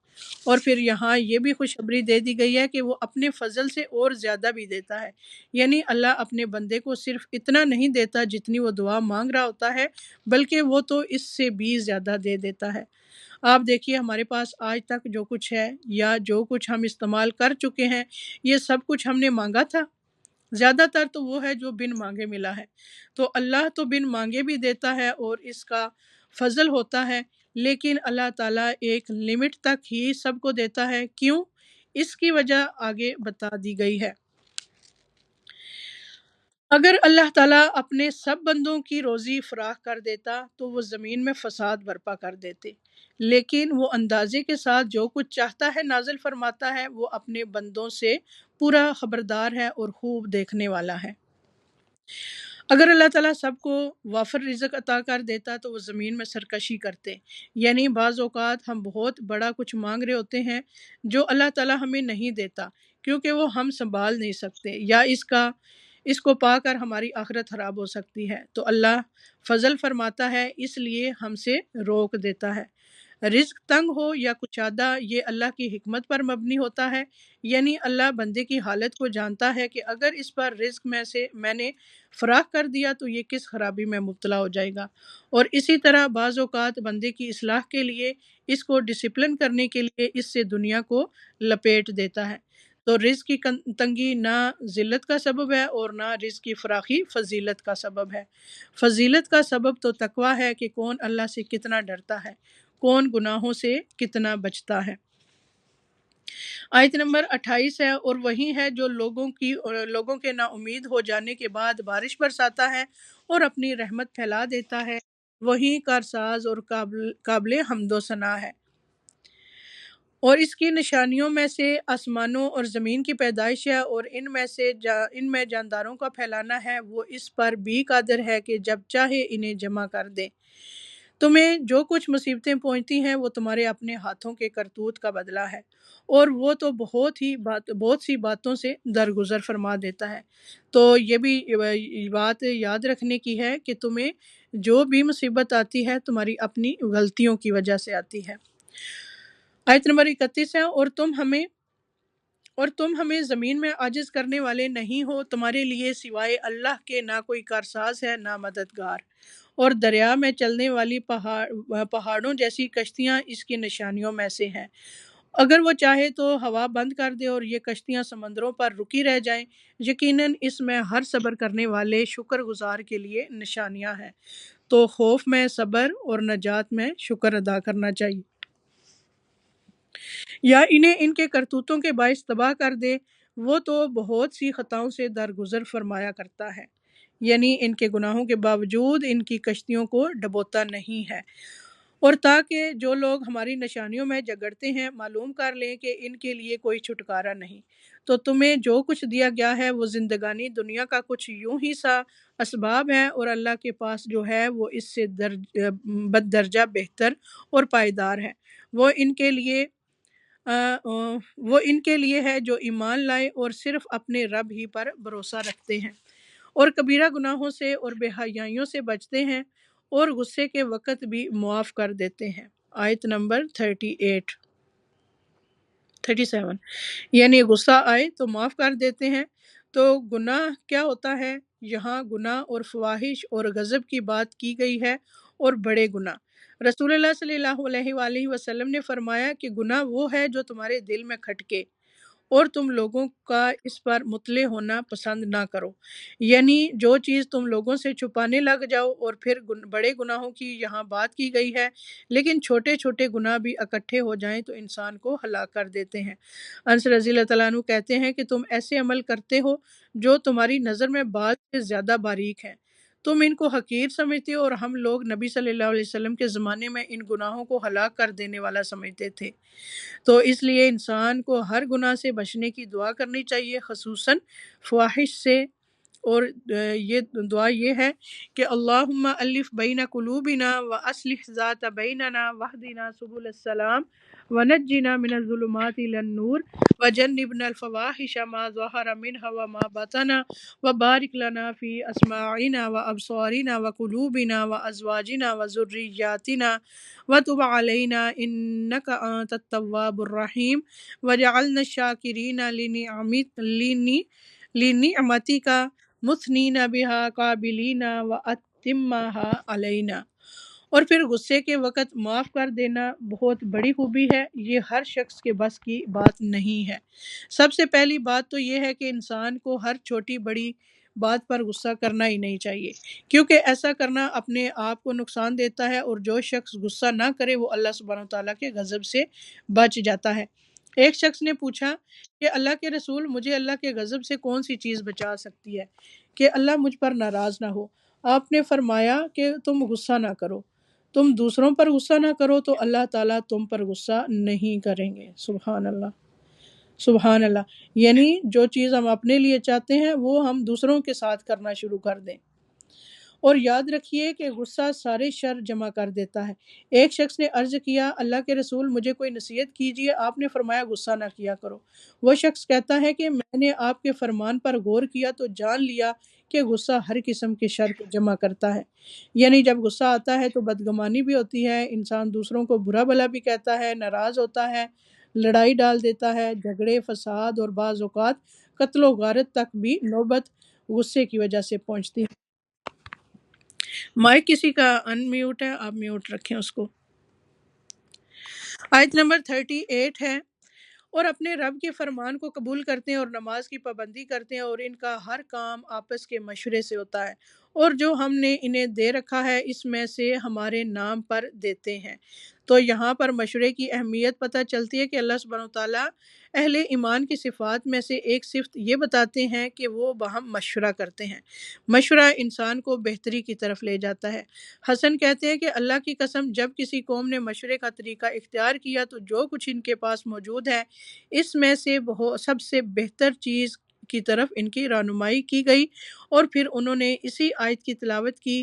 خود نبی صلی اللہ علیہ وآلہ وسلم کی زندگی میں ہم دیکھتے ہیں کہ آپ اپنے صحابہ سے، اپنے قریبی ساتھیوں سے مشورہ کرتے تھے۔ ابن عمر رضی اللہ تعالیٰ عنہ کہتے ہیں کہ مسلمان جب مدینہ آئے تو نماز کے لیے نماز کے وقت کا اندازہ کر کے جمع ہوتے تھے، یعنی سورج کے ڈھلنے وغیرہ کو دیکھ کر۔ اس وقت نماز کے لیے اعلان نہیں ہوتا تھا، تو ایک دن مسلمانوں نے اس بارے میں گفتگو کی کہ کچھ سوچنا چاہیے کہ اعلان ہو نماز کا۔ بعض نے کہا کہ عیسائیوں کی طرح ناقوس بنا لو، بعض نے کہا یہودیوں کی طرح بگل بنا لو، اور ایک نر سنگار رکھ لیا جائے۔ حضرت عمر رضی اللہ تعالیٰ عنہ نے کہا تم ایک ایسا آدمی کیوں مقرر نہیں کر لیتے جو نماز کی اطلاع دے؟ تو رسول اللہ صلی اللہ علیہ وآلہ وسلم نے فرمایا اے بلال اٹھو اور نماز کے لیے پکارو۔ حالانکہ یہ ایک عبادت ہے، لیکن اس میں بھی نبی صلی اللہ علیہ وآلہ وسلم نے ساتھیوں سے مشورہ کیا، اور اس میں ایک بہت بڑا فائدہ یہ ہوتا ہے کہ جو لوگ مشورے میں شریک ہوتے ہیں وہ اپنے آپ کو اہم سمجھتے ہیں کہ ہمیں امپورٹنس دی گئی ہے، اور یہ چیز ٹیم کو مضبوط کرتی ہے۔ اسی طرح جتنے لوگ مشورہ دینے میں شامل ہوتے ہیں ان کے اندر ایک مضبوط احساس سے ذمہ داری پیدا ہو جاتا ہے کہ ہمیں اس کام کا مل کر نبھانا ہے۔ لوگوں کے اندر ایک موٹیویشن کا لیول آ جاتا ہے، اور گروپ کے اندر جو تجربہ کار لوگ ہوتے ہیں ان کے مشورے سے کوئی بہتر فیصلہ ہوتا ہے، اور پھر یہ کہ باہم موافقت بھی بڑھتی ہے، اور ایک دوسرے سے انڈرسٹینڈنگ بڑھتی ہے، ایک دوسرے کا نقطہ نظر پتہ چلتا ہے، اور سب کا مشورہ لینے کے بعد جو فیصلہ کیا جاتا ہے وہ زیادہ بہتر فیصلہ ہوتا ہے۔ آیت نمبر 39 ہے، اور جب ان پر ظلم اور زیادتی ہو تو وہ صرف بدلہ لے لیتے ہیں، اور برائی کا بدلہ اسی جیسی برائی ہے، اور جو معاف کر دے وہ اور اصلاح کر لے اس کا اجر اللہ کے ذمہ ہے۔ فی الواقع اللہ تعالیٰ ظالموں سے محبت نہیں کرتا۔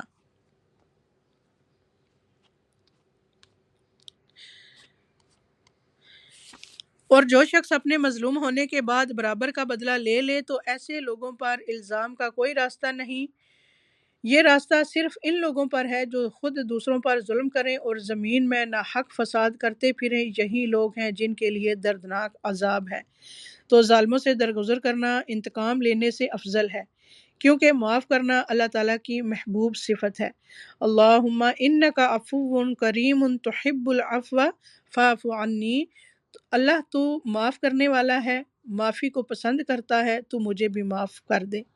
نبی صلی اللہ علیہ وآلہ وسلم اپنی ذات کے لیے کسی سے انتقام نہیں لیتے تھے، لیکن اگر کوئی اللہ کی حد ٹوٹتی تھی تو وہاں پر آپ انتقام لیتے تھے۔ تو اس کا مطلب یہ ہے کہ اگر کوئی چیز پرسنل آپ کو نقصان دے رہی ہے تو اسے آپ معاف کر سکتے ہیں، لیکن اگر کوئی اجتماعیت کو نقصان دے رہی ہے تو اس میں آپ ڈسپلن بھی کر سکتے ہیں۔ معاف کرنے سے بڑا فائدہ کیا ہوتا ہے کہ اللہ تعالیٰ معاف کر دیتا ہے۔ نبی صلی اللہ علیہ وآلہ وسلم نے منبر پر فرمایا، رحم کرو تم پر رحم کیا جائے، تم معاف کر دو اللہ تعالیٰ تمہیں معاف کر دے گا۔ یعنی ظالم جو ہے وہ عذاب کا مستحق بن جاتا ہے اگرچہ دنیا میں لوگ اس کو معاف کر دیں اور بدلہ نہ بھی لیں، لیکن قیامت کے دن اس کی پکڑ ہوگی۔ آیت نمبر 43 ہے، اور جو شخص صبر کر لے اور معاف کر دے یقیناً یہ بہت ہمت کے کاموں میں سے ایک کام ہے۔ یعنی صبر کرو اور زیادتی کرنے والوں سے درگزر کرنا بہت بڑے حوصلے کی بات ہے، بڑے لوگوں کا کام ہے، یہ چھوٹے دل والوں اور چھوٹوں کا کام نہیں ہے۔ اور جسے اللہ تعالیٰ بہکا دے اس کے بعد کوئی چارہ ساز نہیں، اور تو دیکھے گا کہ ظالم لوگ عذاب کو دیکھ کر کہہ رہے ہوں گے کہ کیا واپس جانے کی کوئی راہ ہے، اور تو انہیں دیکھے گا کہ وہ جہنم کے سامنے لا کھڑے کیے جائیں گے، مارے ذلت کے جھکے جا رہے ہوں گے اور اکھیوں سے دیکھ رہے ہوں گے۔ ایمان والے صاف کہیں گے کہ حقیقی ضیاءکار وہ ہیں جنہوں نے آج قیامت کے دن اپنے آپ کو اور اپنے گھر والوں کو نقصان میں ڈال دیا۔ یاد رکھو کہ یقیناً ظالم لوگ دائمی عذاب میں ہیں۔ تو اصل نقصان کیا ہے کہ انسان خود کو بھی اور اپنے اہل و عیال کو بھی قیامت کے دن خسارے میں مبتلا کرے، اور وہ اس طرح کہ اگر دونوں جہنم میں ساتھ ہوں گے تو ایک دوسرے کی مدد نہیں کریں گے۔ اگر ایک جنت میں چلا گیا اور دوسرا جہنم میں تو بھی ایک دوسرے کے کام نہیں آئیں گے۔ ان کے کوئی مددگار نہیں جو اللہ تعالیٰ سے الگ ان کی امداد کر سکیں، اور جسے اللہ تعالیٰ گمراہ کر دے اس کے لیے کوئی راستہ ہی نہیں۔ اپنے رب کا حکم مان لو اس سے پہلے کہ اللہ تعالیٰ کی جانب سے وہ دن آ جائے جس کا ہٹ جانا ناممکن ہے۔ تمہیں اس روز نہ تو کوئی پناہ کی جگہ ملے گی، نہ چھپ کر انجان بن جانے کی۔ اگر یہ منہ پھیر لیں تو ہم نے آپ کو ان پر نگہبان بنا کر نہیں بھیجا، آپ کی ذمہ تو صرف پیغام پہنچا دینا ہے۔ ہم جب کبھی انسان کو اپنی مہربانی کا مزہ چکھاتے ہیں تو وہ اس پر اترا جاتا ہے، اور اگر انہیں ان کے اعمال کی وجہ سے کوئی مصیبت پہنچتی ہے تو بے شک انسان بڑا ہی ناشکرا ہے۔ آسمانوں کی اور زمین کی سلطنت اللہ تعالیٰ ہی کے لیے ہے، وہ جو چاہتا ہے پیدا کرتا ہے، جس کو چاہتا ہے بیٹیاں دیتا ہے اور جسے چاہتا ہے بیٹے دیتا ہے، یا انہیں جمع کر دیتا ہے بیٹے بھی اور بیٹیاں بھی، اور جسے چاہے بھانج کر دیتا ہے، وہ بڑے علم والا اور کامل قدرت والا ہے۔ ناممکن ہے کہ کسی بندہ سے اللہ تعالیٰ کلام کرے مگر وحی کے ذریعہ یا پردے کے پیچھے سے یا کسی فرشتہ کو بھیجے، اور وہ اللہ کے حکم سے جو وہ چاہے وہی کرے، بے شک برتر ہے حکمت والا ہے۔ تو آپ آیت نمبر 50 میں دیکھیں کہ اللہ تعالیٰ نے مختلف طرح کے انسان پیدا کیے ہیں۔ آدم علیہ السلام جن کی ماں اور باپ دونوں نہیں تھے، حوا علیہ السلام جن کی ماں نہیں تھی، وہ حضرت آدم علیہ السلام سے پیدا ہوئی تھی، پھر سارے انسان جن کے ماں باپ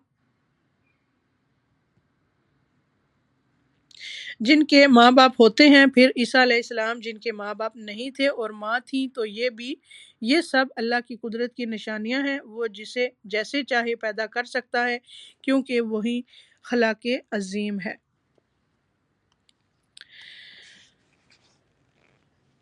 اور اسی طرح ہم نے آپ کی طرف اپنے حکم سے روح کو اتارا ہے۔ آپ اس سے پہلے یہ بھی نہیں جانتے تھے کہ کتاب اور ایمان کیا چیز ہے، لیکن ہم نے اسے نور بنایا، اس کے ذریعے سے اپنے بندوں میں سے جسے چاہتے ہیں ہدایت دیتے ہیں۔ بے شک آپ راہ راست کی رہنمائی کر رہے ہیں اللہ تعالیٰ کی، اس اللہ کی راہ کی جس کی ملکیت میں آسمانوں اور زمین کی ہر چیز ہے۔ آگاہ رہو، سب کام اللہ تعالیٰ ہی کی طرف لوٹتے ہیں۔ سورہ الزخرف۔ سورہ الزخرف مکی ہے اور اس میں 89 آیتیں ہیں اور 7 رکوع ہیں۔ بسم اللہ الرحمن الرحیم، شروع کرتی ہوں اللہ کے نام سے جو بڑا مہربان نہایت رحم فرمانے والا ہے۔ حامیم والکتاب المبین، حامیم قسم ہے اس کتاب واضح کتاب کی۔ انا جعلناہ قرآنا عربیا لعلکم تعقلون، ہم نے اس کو عربی زبان کا قرآن بنایا ہے کہ تم سمجھ لو، یعنی عربی زبان میں ہی یہ قوت تھی کہ وہ اس کے مفہوم کو ادا کر سکے، کوئی اور زبان اس کا مقابلہ نہیں کر سکتی تھی۔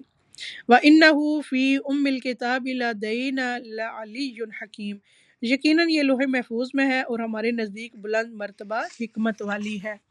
کیا ہم اس نصیحت کو تم سے اس بنا پر ہٹا لیں کہ تم حد سے گزر جانے والے لوگ ہو، اور ہم نے اگلے لوگوں میں بھی کتنے ہی نبی بھیجے، اور جو نبی ان کے پاس آیا انہوں نے اس کا مذاق اڑایا، پس ہم نے ان سے زیادہ زور آوروں کو تباہ کر ڈالا اور اگلوں کی مثال گزر چکی ہے۔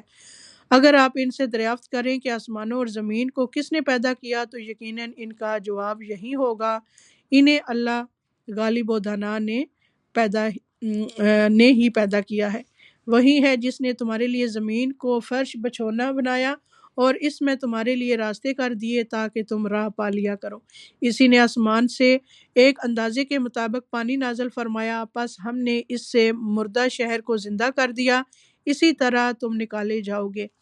جس نے تمام چیزوں کو جوڑے جوڑے بنائے اور تمہارے لیے کشتیاں بنائیں اور چوپائے جانور پیدا کیے جن پر تم سوار ہوتے ہو، تاکہ تم ان کی پیٹھ پر جم کر سوار ہوا کرو، پھر اپنے رب کی نعمت کو یاد کرو جب اس پر ٹھیک ٹھاک بیٹھ جاؤ، اور کہو پاک ذات ہے اس کی جس نے اسے ہمارے بس میں کر دیا، حالانکہ ہمیں اسے قابو کرنے کی طاقت نہ تھی۔ وَتَقُولُوا سُبْحَانَ الَّذِي سَخَّرَ لَنَا هَٰذَا وَمَا كُنَّا لَهُ مُقْرِنِينَ وَإِنَّا إِلَىٰ رَبِّنَا لَمُنقَلِبُونَ، اور بالیقین ہم اپنے رب کی طرف لوٹ کر جانے والے ہیں۔ اور انہوں نے اللہ کے بعض بندوں کو اس کا جز ٹھہرا دیا، یقیناً انسان کھلم کھلا ناشکرا ہے۔ کیا اللہ تعالیٰ نے اپنی مخلوق میں سے بیٹیاں تو خود رکھ لیں اور تمہیں بیٹوں سے نوازا، حالانکہ ان میں سے کسی کو جب اس چیز کی خبر دی جائے جس کی مثال اس نے اللہ رحمان کے لیے بیان کی ہے تو اس کا چہرہ سیاہ پڑ جاتا ہے اور وہ غمگین ہو جاتا ہے۔ کیا اللہ کی اولاد لڑکیاں ہیں جو زیورات میں پلیں اور جھگڑے میں اپنی بات واضح نہ کر سکیں؟ اور انہوں نے فرشتوں کو جو رحمان کی عبادت گزار ہیں عورتیں قرار دے لیا۔ کیا ان کی پیدائش کے موقع پر یہ موجود تھے؟ ان کی یہ گواہی لکھ لی جائے گی اور ان سے اس چیز کی باز پرس کی جائے گی، اور کہتے ہیں کہ اگر اللہ چاہتا تو ہم ان کی عبادت نہ کرتے، انہیں اس کی کچھ خبر نہیں، یہ تو صرف اٹکل پچو باتیں، جھوٹ باتیں کہتے ہیں۔ کیا ہم نے انہیں اس سے پہلے کوئی اور کتاب دی ہے جسے یہ مضبوط تھامے ہوئے ہیں؟ نہیں، بلکہ یہ تو کہتے ہیں کہ ہم نے اپنے باپ دادا کو ایک مذہب پر پایا اور ہم انہی کے نقش قدم پر چل رہے ہیں۔ اسی طرح آپ سے پہلے بھی ہم نے جس بستی میں کوئی ڈرانے والا بھیجا، وہاں کے آسودہ حال لوگوں نے یہی جواب دیا کہ ہم نے اپنے باپ دادا کو ایک راہ پر اور ایک دین پر پایا، اور ہم تو انہی کے نقش پا کی پیروی کرنے والے ہیں۔ نبی نے کہا بھی کہ اگرچہ میں تمہارے پاس اس سے بہت بہتر مقصود تک پہنچانے والا طریقہ لے کر آیا ہوں جس پر تم نے اپنے باپ دادا کو پایا، تو انہوں نے جواب دیا کہ ہم اس کے منکر ہیں جسے دے کر تمہیں بھیجا گیا ہے، یعنی اپنے رسم و رواج کو چھوڑنے کے وہ تھے ہی نہیں، راضی ہی نہیں تھے۔ پس ہم نے ان سے انتقام لیا اور دیکھ لے جھٹلانے والوں کا کیسا انجام ہوا۔ اور جب کہ ابراہیم علیہ السلام نے اپنے والد سے اور اپنی قوم سے فرمایا کہ میں ان چیزوں سے بیزار ہوں جن کی تم عبادت کرتے ہو بجز اس ذات کے جس نے مجھے پیدا کیا ہے اور وہی مجھے ہدایت بھی کرے گا۔ اور ابراہیم علیہ السلام اسی کو اپنی اولاد میں بھی باقی رہنے والی قائم کر گئے تاکہ لوگ شر سے باز آتے رہیں، بلکہ میں نے ان لوگوں کو اور ان کے باپ دادوں کو سامان اور اسباب دیا یہاں تک کہ ان کے پاس حق اور صاف صاف سنانے والا رسول آ گیا، اور حق کے پہنچتے ہی یہ بول پڑے کہ یہ تو جادو ہے اور ہم اس کے منکر ہیں، اور کہنے لگے یہ قرآن ان دونوں بستیوں میں سے کسی بڑے آدمی پر کیوں نہ نازل کیا گیا؟ کیا آپ کے رب کی رحمت کو یہ تقسیم کرتے ہیں؟ ہم نے ہی ان کی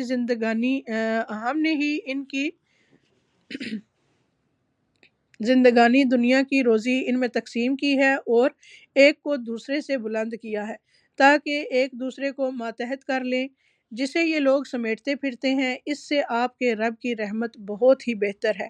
اور اگر یہ بات نہ ہوتی کہ تمام لوگ ایک ہی طریقہ پر ہو جائیں گے تو رحمان کے ساتھ کفر کرنے والوں کے گھروں کی چھتوں کو ہم چاندی کی بنا دیتے اور زینوں کو بھی جن پر چڑھا کرتے، اور ان کے گھروں کے دروازے اور تخت بھی جن پر وہ تکیہ لگا لگا کر بیٹھتے، اور سونے کے بھی، اور یہ سب کچھ یوں ہی سا دنیا کی زندگی کا فائدہ ہے، اور آخرت تو آپ کے رب کے نزدیک صرف پرہیزگاروں کے لیے ہی ہے۔ اور جو شخص رحمان کی یاد سے غفلت کرے ہم اس پر ایک شیطان مقرر کر دیتے ہیں، وہی اس کا ساتھی رہتا ہے، اور وہ انہیں راہ سے روکتے ہیں، اور یہ اسی خیال میں رہتے ہیں کہ یہ ہدایت یافتہ ہیں، یہاں تک کہ جب وہ ہمارے پاس آئے گا کہے گا کاش میرے اور تیرے درمیان مشرق اور مغرب کی دوری ہوتی، تو بڑا برا ساتھی ہے، اور جب کہ تم ظالم ٹھہر چکے تو تمہیں آج ہرگز تم سب کا عذاب میں شریک ہونا کوئی نفع نہ دے گا۔ کیا پس تو بہرے کو سنا سکتا ہے یا اندھے کو راہ دکھا سکتا ہے، اور اسے جو کھلی گمراہی میں ہو؟ پس اگر ہم تجھے یہاں سے لے بھی جائیں تو بھی ہم ان سے بدلہ لینے والے ہیں، یا جو کچھ ان سے وعدہ کیا ہے وہ تجھے دکھا دیں، ہم ان پر بھی قدرت رکھتے ہیں۔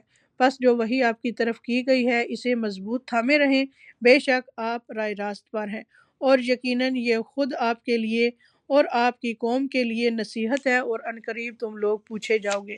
اور ہمارے ان نبیوں سے پوچھو جنہیں ہم نے آپ سے پہلے بھیجا تھا کہ کیا ہم نے سوائے رحمان کے اور معبود مقرر کیے تھے جن کی عبادت کی جائے؟ اور ہم نے موسیٰ علیہ السلام کو اپنی نشانیاں دے کر فرعون اور اس کے امراء کے پاس بھیجا، تو موسیٰ علیہ السلام نے جا کر کہا کہ میں تمام جہانوں کے رب کا رسول ہوں۔ پس جب وہ ہماری نشانیاں لے کر ان کے پاس آئے تو وہ بے ساختہ ان پر ہنسنے لگے، اور ہم انہیں جو نشانیاں دکھاتے تھے وہ دوسری سے بڑی چڑی ہوتی تھیں، اور ہم نے انہیں عذاب میں پکڑا تاکہ وہ باز آ جائیں، اور انہوں نے کہا اے جادوگر ہمارے لیے اپنے رب سے اس کی دعا کر جس کا اس نے تجھ سے وعدہ کر رکھا ہے، یقین مان کہ ہم راہ پر لگ جائیں گے۔ پھر جب ہم نے وہ عذاب ان سے ہٹا لیا انہوں نے اسی وقت اپنا قول و قرار توڑ دیا، اور فرعون نے اپنی قوم میں منادی کرائی اور کہا اے میری قوم، کیا مصر کا ملک میرا نہیں اور میرے محلوں کے نیچے یہ نہریں بہہ رہی ہیں؟ کیا تم دیکھتے نہیں؟ بلکہ میں بہتر ہوں بنسبت اس کے جو بے توقیر ہے اور صاف بول بھی نہیں سکتا۔ اچھا اس پر سونے کے کنگن کیوں نہیں آ پڑے، یا اس کے ساتھ پرا باندھ کر فرشتے ہی آ جاتے؟ اس نے اپنی قوم کو بہلایا پھسلایا اور انہوں نے اسی کی مان لی، یقیناً یہ سارے ہی نافرمان لوگ تھے۔ پھر جب انہوں نے ہمیں غصہ دلایا تو ہم نے ان سے انتقام لیا اور سب کو ڈبو دیا، پس ہم نے انہیں گیا گزرا کر دیا اور پچھلوں کے لیے مثال بنا دی۔ اور جب ابن مریم کی مثال بیان کی گئی تو اس سے تیری قوم خوشی سے چیخنے لگی، اور انہوں نے کہا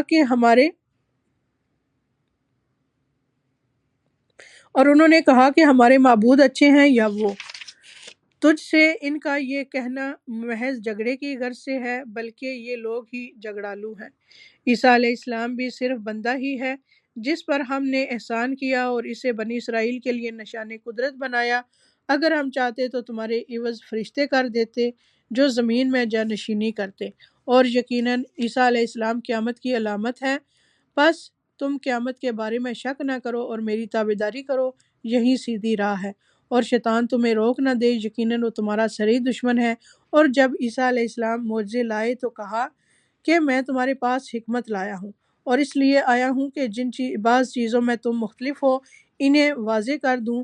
پس تم اللہ تعالیٰ سے ڈرو اور میرا کہا مانو، میرا اور تمہارا رب فقط اللہ تعالیٰ ہی ہے، پس تم سب اس کی عبادت کرو، راہ راست یہی ہے۔ پھر بنی اسرائیل کی جماعتوں نے آپس میں اختلاف کیا، پس ظالموں کے لیے خرابی ہے دکھ دینے والے دن کی آفت سے۔ یہ لوگ صرف قیامت کے منتظر ہیں کہ وہ اچانک ان پر آ پڑے اور انہیں خبر بھی نہ ہو۔ اس دن گہرے دوست بھی ایک دوسرے کے دشمن بن جائیں گے سوائے پرہیزگاروں کے۔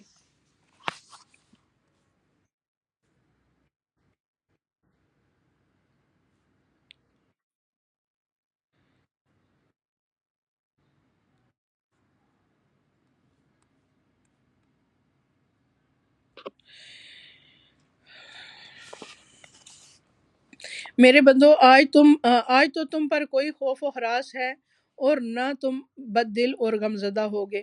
جو ہماری آیتوں پر ایمان لائے اور تھے بھی وہ فرما بردار مسلمان، تم اور تمہاری بیویاں حشاش بشاش راضی خوشی جنت میں چلے جاؤ۔ ان کے چاروں طرف سے سونے کی رکابیاں اور سونے کی گلاسوں کا دور چلایا جائے گا۔ ان کے جی جس چیز کی خواہش کریں گے اور جس سے ان کی آنکھیں لذت پائیں، سب وہاں ہوگا اور تم اس میں ہمیشہ رہو گے۔ یہی وہ بہشت ہے کہ تم اپنے اعمال کے بدلے ان کے وارث بنائے گئے ہو۔ یہاں تمہارے لیے بکثرت میوے ہیں جنہیں تم کھاتے رہوگے۔ بے شک گنہگار لوگ عذاب دوزخ میں ہمیشہ رہیں گے، یہ عذاب کبھی بھی ان سے ہلکا نہ کیا جائے گا اور وہ اسی میں مایوس پڑے رہیں گے۔ اور ہم نے ان پر ظلم نہیں کیا بلکہ یہ خود ہی ظالم تھے، اور پکار پکار کر کہیں گے کہ اے مالک، تیرا رب ہمارا کام ہی تمام کر دے۔ وہ کہے گا کہ تمہیں تو ہمیشہ رہنا ہے، ہم تو تمہارے پاس حق لے کر آئے، لیکن تم میں سے اکثر لوگ حق سے نفرت رکھنے والے تھے۔ کیا انہوں نے کسی کام کا پختہ ارادہ کر لیا ہے تو یقین مانو کہ ہم بھی پختہ کام کرنے والے ہیں۔ کیا ان کا یہ خیال ہے کہ ہم ان کی پوشیدہ باتوں اور ان کی سرگوشیوں کو نہیں سنتے؟ یقیناً ہم برابر سن رہے ہیں، بلکہ ہمارے بھیجے ہوئے ان کے پاس ہی لکھ رہے ہیں۔ آپ کہہ دیجئے کہ اگر بالفرض رحمان کی اولاد ہو تو میں سب سے پہلے عبادت کرنے والا ہوتا۔ آسمانوں اور زمین اور عرش کا رب جو کچھ یہ بیان کرتے ہیں اس سے بہت پاک ہے۔ اب آپ انہیں اسی بحث و مباحثہ اور کھیل کود میں چھوڑ دیجئے یہاں تک کہ انہیں اس دن سے سابقہ پڑ جائے جن کا یہ وعدہ دیے جاتے ہیں۔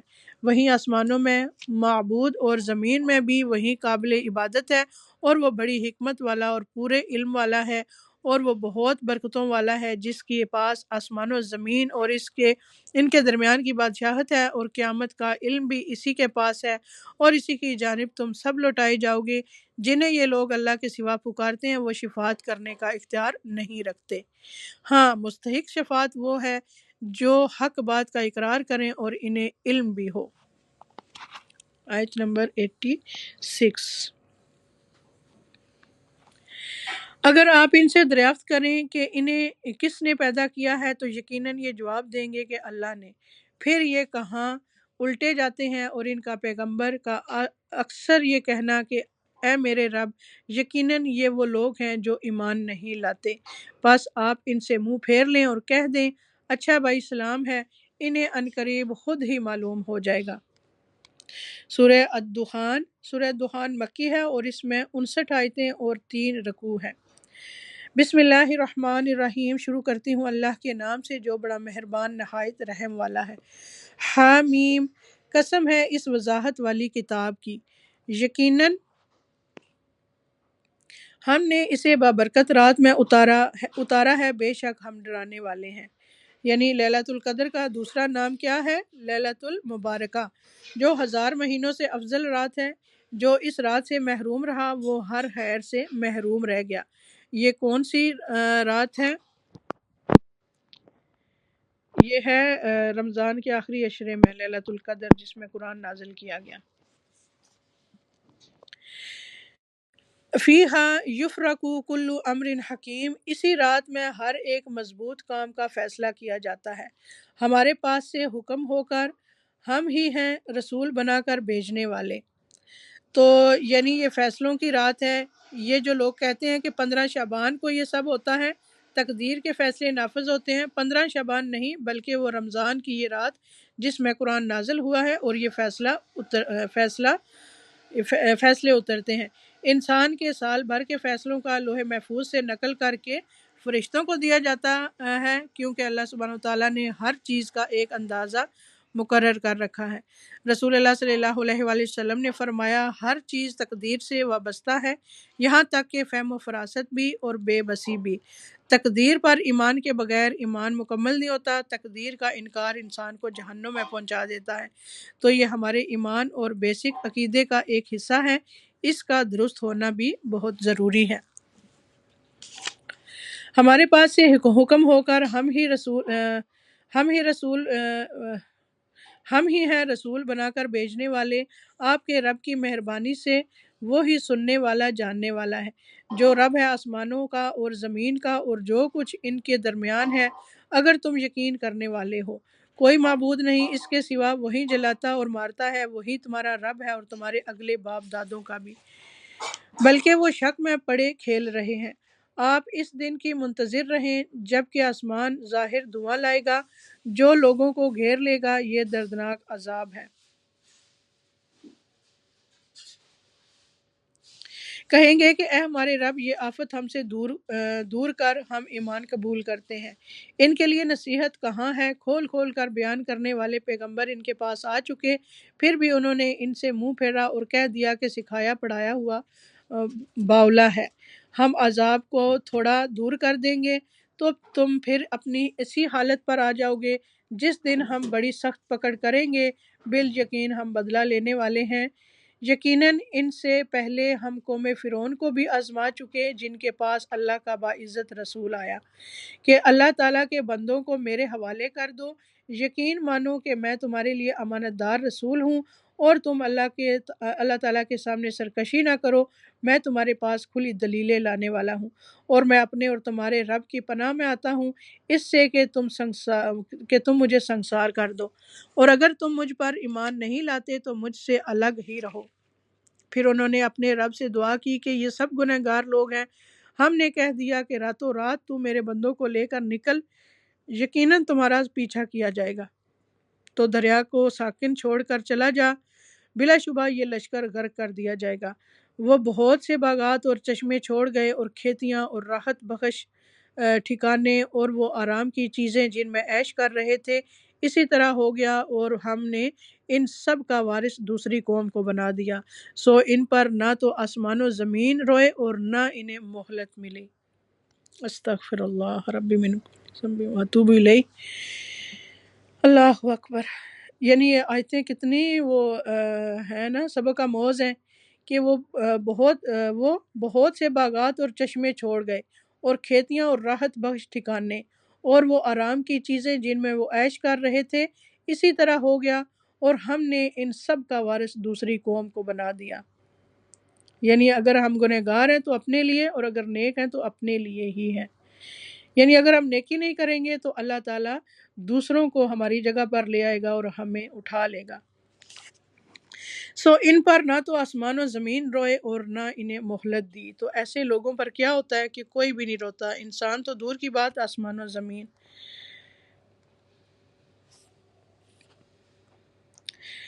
تو یاد رکھیے کہ جب کوئی نیک بندہ فوت ہوتا ہے تو جہاں وہ سجدے کرتا ہے، عبادت کرتا ہے، جہاں وہ ذکر کرتا ہے، وہ جگہیں اس کو یاد کرتی ہیں، لیکن کوئی ظالم ہوتا ہے تو ہر چیز شکر ادا کرتی ہے۔ تو قوم فرعون کا کوئی نیک عمل نہیں تھا جو آسمان کی طرف بلند ہوتا تو آسمان والے ان کی وجہ سے غمگین ہوتے، اور نہ ہی زمین پر کوئی نیک عمل تھا جس کی وجہ سے زمین ان کے پیچھے ان کے لیے روتی، یعنی کسی کو صدمہ نہیں پہنچا۔ رویا کب جاتا ہے کہ جب انسان کو کوئی صدمہ پہنچتا ہے۔ اور بے شک ہم نے ہی بنی اسرائیل کو اور سخت رسوا کن سزا سے نجات دی۔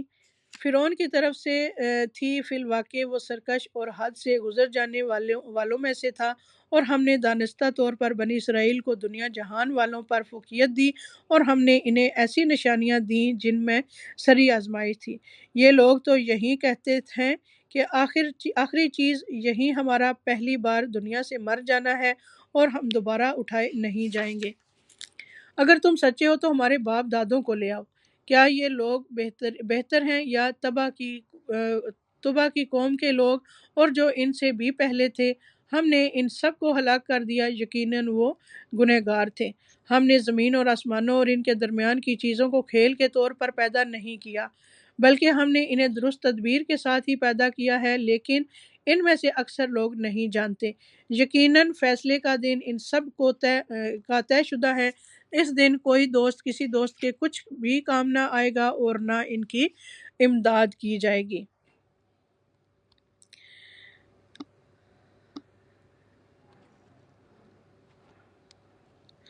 مگر جس پر اللہ تعالیٰ کی مہربانی ہو جائے اور زبردست اور رحم کرنے والا ہے، بے شک زقوم تھوہر کا درخت گنہگار کا کھانا ہے۔ یہ مثل تلچھٹ کے ہے اور پیٹ میں کھولتا رہتا ہے، مثل تیز گرم پانی کے ہے، اسے پکڑ لو پھر گھسیٹتے ہوئے بیچ جہنم تک پہنچاؤ، پھر اس کے سر پر سخت گرم پانی کا عذاب بہاؤ۔ اس سے کہا جائے گا، چکھتا جا، تو بڑا ذی عزت اور بڑے اکرام والا تھا۔ یہی وہ چیز ہے جس میں تم شک کیا کرتے تھے۔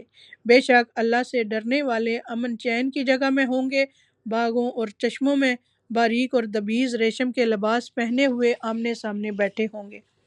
یہ اسی طرح ہے، اور ہم بڑی بڑی آنکھوں والی حوروں سے ان کا نکاح کر دیں گے، دل جمعی کے ساتھ وہاں ہر طرح کے میووں کی فرمائشیں کرتے ہوں گے، وہاں وہ موت چکھنے کے نہیں، ہاں پہلی موت جو وہ مر چکے، انہیں اللہ تعالیٰ نے دوزخ کی سزا سے بچا دیا۔ یہ صرف تیرے رب کا فضل ہے، یہی ہے بڑی کامیابی۔ ہم نے اس قرآن کو تیری زبان میں آسان کر دیا تاکہ وہ نصیحت حاصل کریں۔ اب تو منتظر رہ، یہ بھی منتظر ہیں۔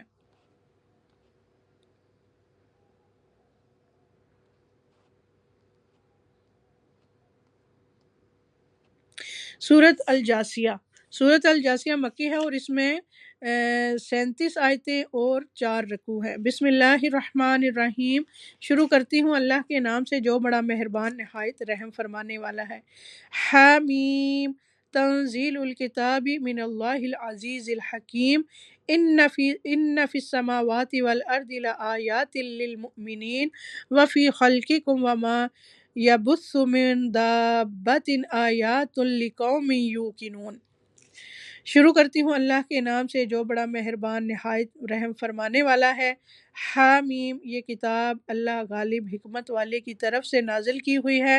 آسمانوں اور زمین میں ایمانداروں کے لیے یقیناً بہت سی نشانیاں ہیں، اور خود تمہاری پیدائش میں اور ان جانوروں کی پیدائش میں جنہیں وہ پھیلاتا ہے یقین رکھنے والے قوم کے لیے بہت سی نشانیاں ہیں۔ اور رات دن کے بدلنے میں اور جو کچھ روزی اللہ تعالیٰ آسمان سے نازل فرما کر زمین کو اس کی موت کے بعد زندہ کر دیتا ہے، اس میں اور ہواؤں کے بدلنے میں بھی ان لوگوں کے لیے جو عقل رکھتے ہیں نشانیاں ہیں۔ تو یہاں توحید کے دلائل دیے گئے ہیں، مختلف چیزوں کی پیدائش کا ذکر ہے، آسمان کا، زمین کا، لوگوں کا، جانوروں کا، رات کا، دن کا، پھر آسمان سے بارش کے آنے کا اور اس سے زمین کے زندہ ہونے کا، پھر ہواؤں کو چلانے کا۔ یہ ہمارے سامنے دلائل ہیں تاکہ ہم اللہ کی وحدانیت پر ایمان رکھیں۔ یہ ہیں اللہ کی آیتیں جنہیں ہم آپ کو راستی سے سنا رہے ہیں، پس اللہ تعالیٰ اور اس کی آیتوں کے بعد یہ کس بات پر ایمان لائیں گے؟ ویل اور افسوس ہے ہر ایک جھوٹے گنہگار پر۔ جو آیتیں اللہ کی اپنے سامنے پڑھی جاتی ہوئی سنے، پھر بھی غور کرتا ہوا اس طرح اڑا رہے کہ گویا سنی ہی نہیں، تو ایسے لوگوں کو دردناک عذاب کی خبر پہنچا دیجیے۔ یعنی جو قرآن سن کر اس پر ایمان نہ لائے، اس کی باتوں پر یقین نہ کرے، پھر ان کی یہ جزا ہے۔ وہ جب ہماری آیتوں میں سے کسی آیت کی خبر پا لیتا ہے تو اس کی ہنسی اڑاتا ہے۔ یہی لوگ ہیں جن کے لیے رسوائی کی مار ہے، ان کے پیچھے دوزخ ہے۔ جو کچھ انہوں نے حاصل کیا تھا وہ انہیں کچھ بھی نفع نہ دے گا اور نہ وہ کچھ کام آئیں گے جن کو انہوں نے اللہ تعالیٰ کے سوا کارساز بنا رکھا تھا۔ ان کے لیے تو بہت بڑا عذاب ہے۔ یہ سرتاپا ہدایت ہے، اور جن لوگوں نے اپنے رب کی آیتوں کو نہ مانا ان کے لیے بہت سخت دردناک عذاب ہے۔ اللہ ہی ہے جس نے تمہارے لیے دریا کو تابع بنا دیا تاکہ اس کے حکم سے اس میں کشتیاں چلیں اور تم اس کا فضل تلاش کرو اور تاکہ تم شکر بجا لاؤ، اور آسمان و زمین کی ہر چیز کو بھی اس نے اپنی طرف سے تمہارے لیے تابع کر دیا ہے۔ جو غور کریں یقیناً وہ اس میں بہت سی نشانیاں پا لیں گے۔ مائک انمیوٹ ہو گیا کسی کا؟ میوٹ رکھیں۔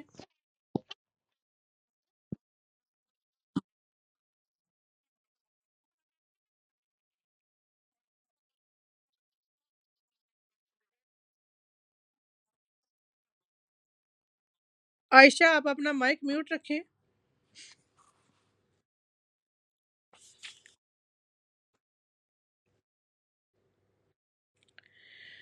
آپ ایمان والوں سے کہہ دیں کہ وہ ان لوگوں سے درگزر کریں جو اللہ کے دنوں کی توقع نہیں رکھتے تاکہ اللہ تعالیٰ ایک کو بدلہ دے۔ جو نیکی کرے گا وہ اپنے ذاتی بھلے کے لیے، اور جو برائی کرے گا اس کا وبال اسی پر ہے۔ ایک منٹ۔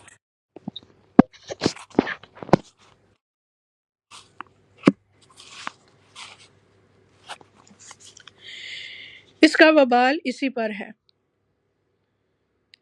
پھر تم سب اپنے پروردگار کی طرف لوٹائے جاؤ گے۔ یقیناً ہم نے بنی اسرائیل کو کتاب، حکومت اور نبوت دی تھی، اور ہم نے انہیں پاکیزہ اور نفیس روزیاں دی تھیں، اور انہیں دنیا والوں پر فضیلت دی تھی، اور ہم نے انہیں دین کی صاف صاف دلیلیں دیں۔ پھر انہوں نے اپنے پاس علم کے پہنچ جانے کے بعد آپس کی ضد بحث سے ہی اختلاف برپا کر ڈالا۔ یہ جن جن چیزوں میں اختلاف کر رہے ہیں ان کا فیصلہ قیامت والے دن ان کے درمیان خود تیرا رب کرے گا۔ پھر ہم نے آپ کو دین کی ظاہر راہ پر قائم کر دیا، سو آپ اسی پر لگے رہیں اور نادانوں کی خواہشوں کی پیروی میں نہ پڑے۔ یاد رکھیں کہ یہ لوگ ہرگز اللہ کے سامنے آپ کے کچھ کام نہیں آ سکتے۔ سمجھ لیں کہ ظالم لوگ آپس میں ایک دوسرے کے رفیق ہوتے ہیں، اور پرہیزگاروں کا کارساز اللہ تعالیٰ ہے۔ یہ قرآن لوگوں کے لیے بصیرت کی باتیں اور ہدایت و رحمت ہے، اس قوم کے لیے جو یقین رکھتی ہے۔ کیا ان لوگوں کا جو برے کام کرتے ہیں یہ گمان ہے کہ ہم انہیں ان لوگوں جیسا کر دیں گے جو ایمان لائے اور نیک کام کیے، کہ ان کا مرنا جینا یکساں ہو جائے؟ برا ہے وہ فیصلہ جو وہ کر رہے ہیں۔ اور آسمانوں اور زمین کو اللہ نے بہت ہی عدل کے ساتھ پیدا کیا ہے، اور تاکہ ہر شخص کو اس کے کیے ہوئے کام کا بدلہ پورا دیا جائے اور ان پر ظلم نہ کیا جائے۔ کیا آپ نے اسے بھی دیکھا جس نے اپنی خواہش نفس کو اپنا معبود بنا رکھا ہے، اور باوجود سمجھ بوجھ کے اللہ نے اسے گمراہ کر دیا ہے، اور اس کے کان اور دل پر مہر لگا دی ہے، اور اس کی آنکھ پر بھی پردہ ڈال دیا ہے۔ اب ایسے شخص کو اللہ کے بعد کون ہدایت دے سکتا ہے؟ آیت نمبر 23۔ یعنی اپنی مرضی کو اپنا لیڈر بنا رکھا ہے، اسی کو فالو کرتا ہے اور اسی کو پوجتا ہے، اور اللہ نے علم کے باوجود اسے گمراہ کر دیا۔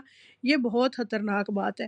جو شخص خواہش نفس کا غلام ہو جائے اور اس کا علم بھی اس کو کوئی فائدہ نہیں دیتا، کیونکہ وہ علم کو پیچھے کر دیتا ہے، وہ جذبات سے مغلوب ہو کر غلط کام کرتا ہے۔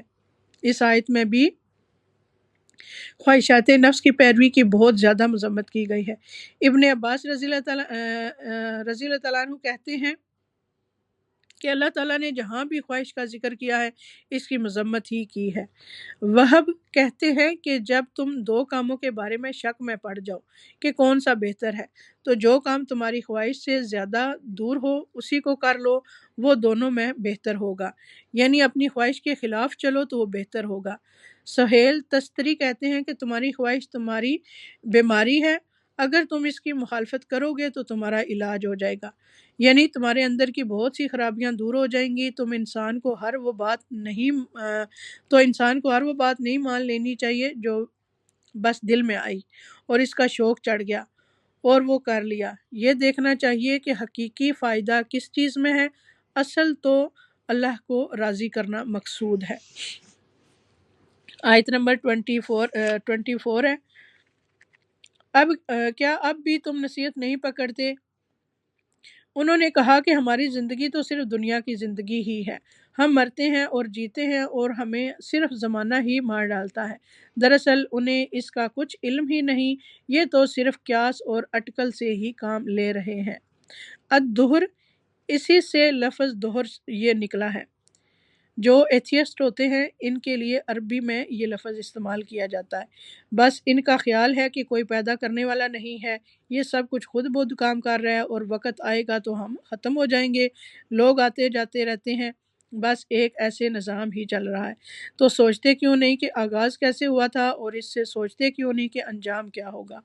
کیونکہ کوئی بھی چیز ہو اس کا آغاز ہوتا ہے اور ایک انجام ہوتا ہے، ان دو سے وہ خالی نہیں ہوتی۔ کسی بھی چیز کے بارے میں آپ سوچ لیں کہ اس کی کوئی نہ کوئی بگننگ ضرور ہوتی ہے اور اس کا کوئی نہ کوئی اینڈ بھی ضرور ہوتا ہے۔ کوئی بھی چیز اس سے خالی نہیں ہے، تو اس کائنات کی بگننگ کیا تھی اور اس کا آغاز کیا اور کس نے آغاز کیا؟ اور پھر اگر ہم مان لیتے ہیں کہ اللہ نے، تو پھر اللہ نے بتایا کہ اس کا کیا ایک انجام بھی ہونے والا ہے اور ایک یوم الدین بھی ہے، تو قیامت پر ایمان بھی لازم اور ملزوم ہو جاتا ہے۔ اور جب ان کے سامنے ہماری واضح اور روشن آیتوں کی تلاوت کی جاتی ہے تو ان کے پاس اس قول کے سوا کوئی دلیل نہیں ہوتی کہ اگر تم سچے ہو تو ہمارے باپ دادوں کو لاؤ۔ آپ کہہ دیجئے کہ اللہ ہی تمہیں زندہ کرتا ہے، پھر تمہیں مار ڈالتا ہے، پھر تمہیں قیامت کے دن جمع کرے گا، جس میں کوئی شک نہیں، لیکن اکثر لوگ نہیں سمجھتے۔ اور آسمانوں اور زمین کی بادشاہی اللہ ہی کی ہے، اور جس دن قیامت قائم ہوگی اس دن اہل باطل بڑے نقصان میں پڑیں گے، اور آپ دیکھیں گے کہ ہر امت گھٹنوں کے بل گری ہوئی ہوگی، ہر گروہ اپنے نامہ اعمال کی طرف بلایا جائے گا، تو آج تمہیں اپنے کیے کا بدلہ دیا جائے گا۔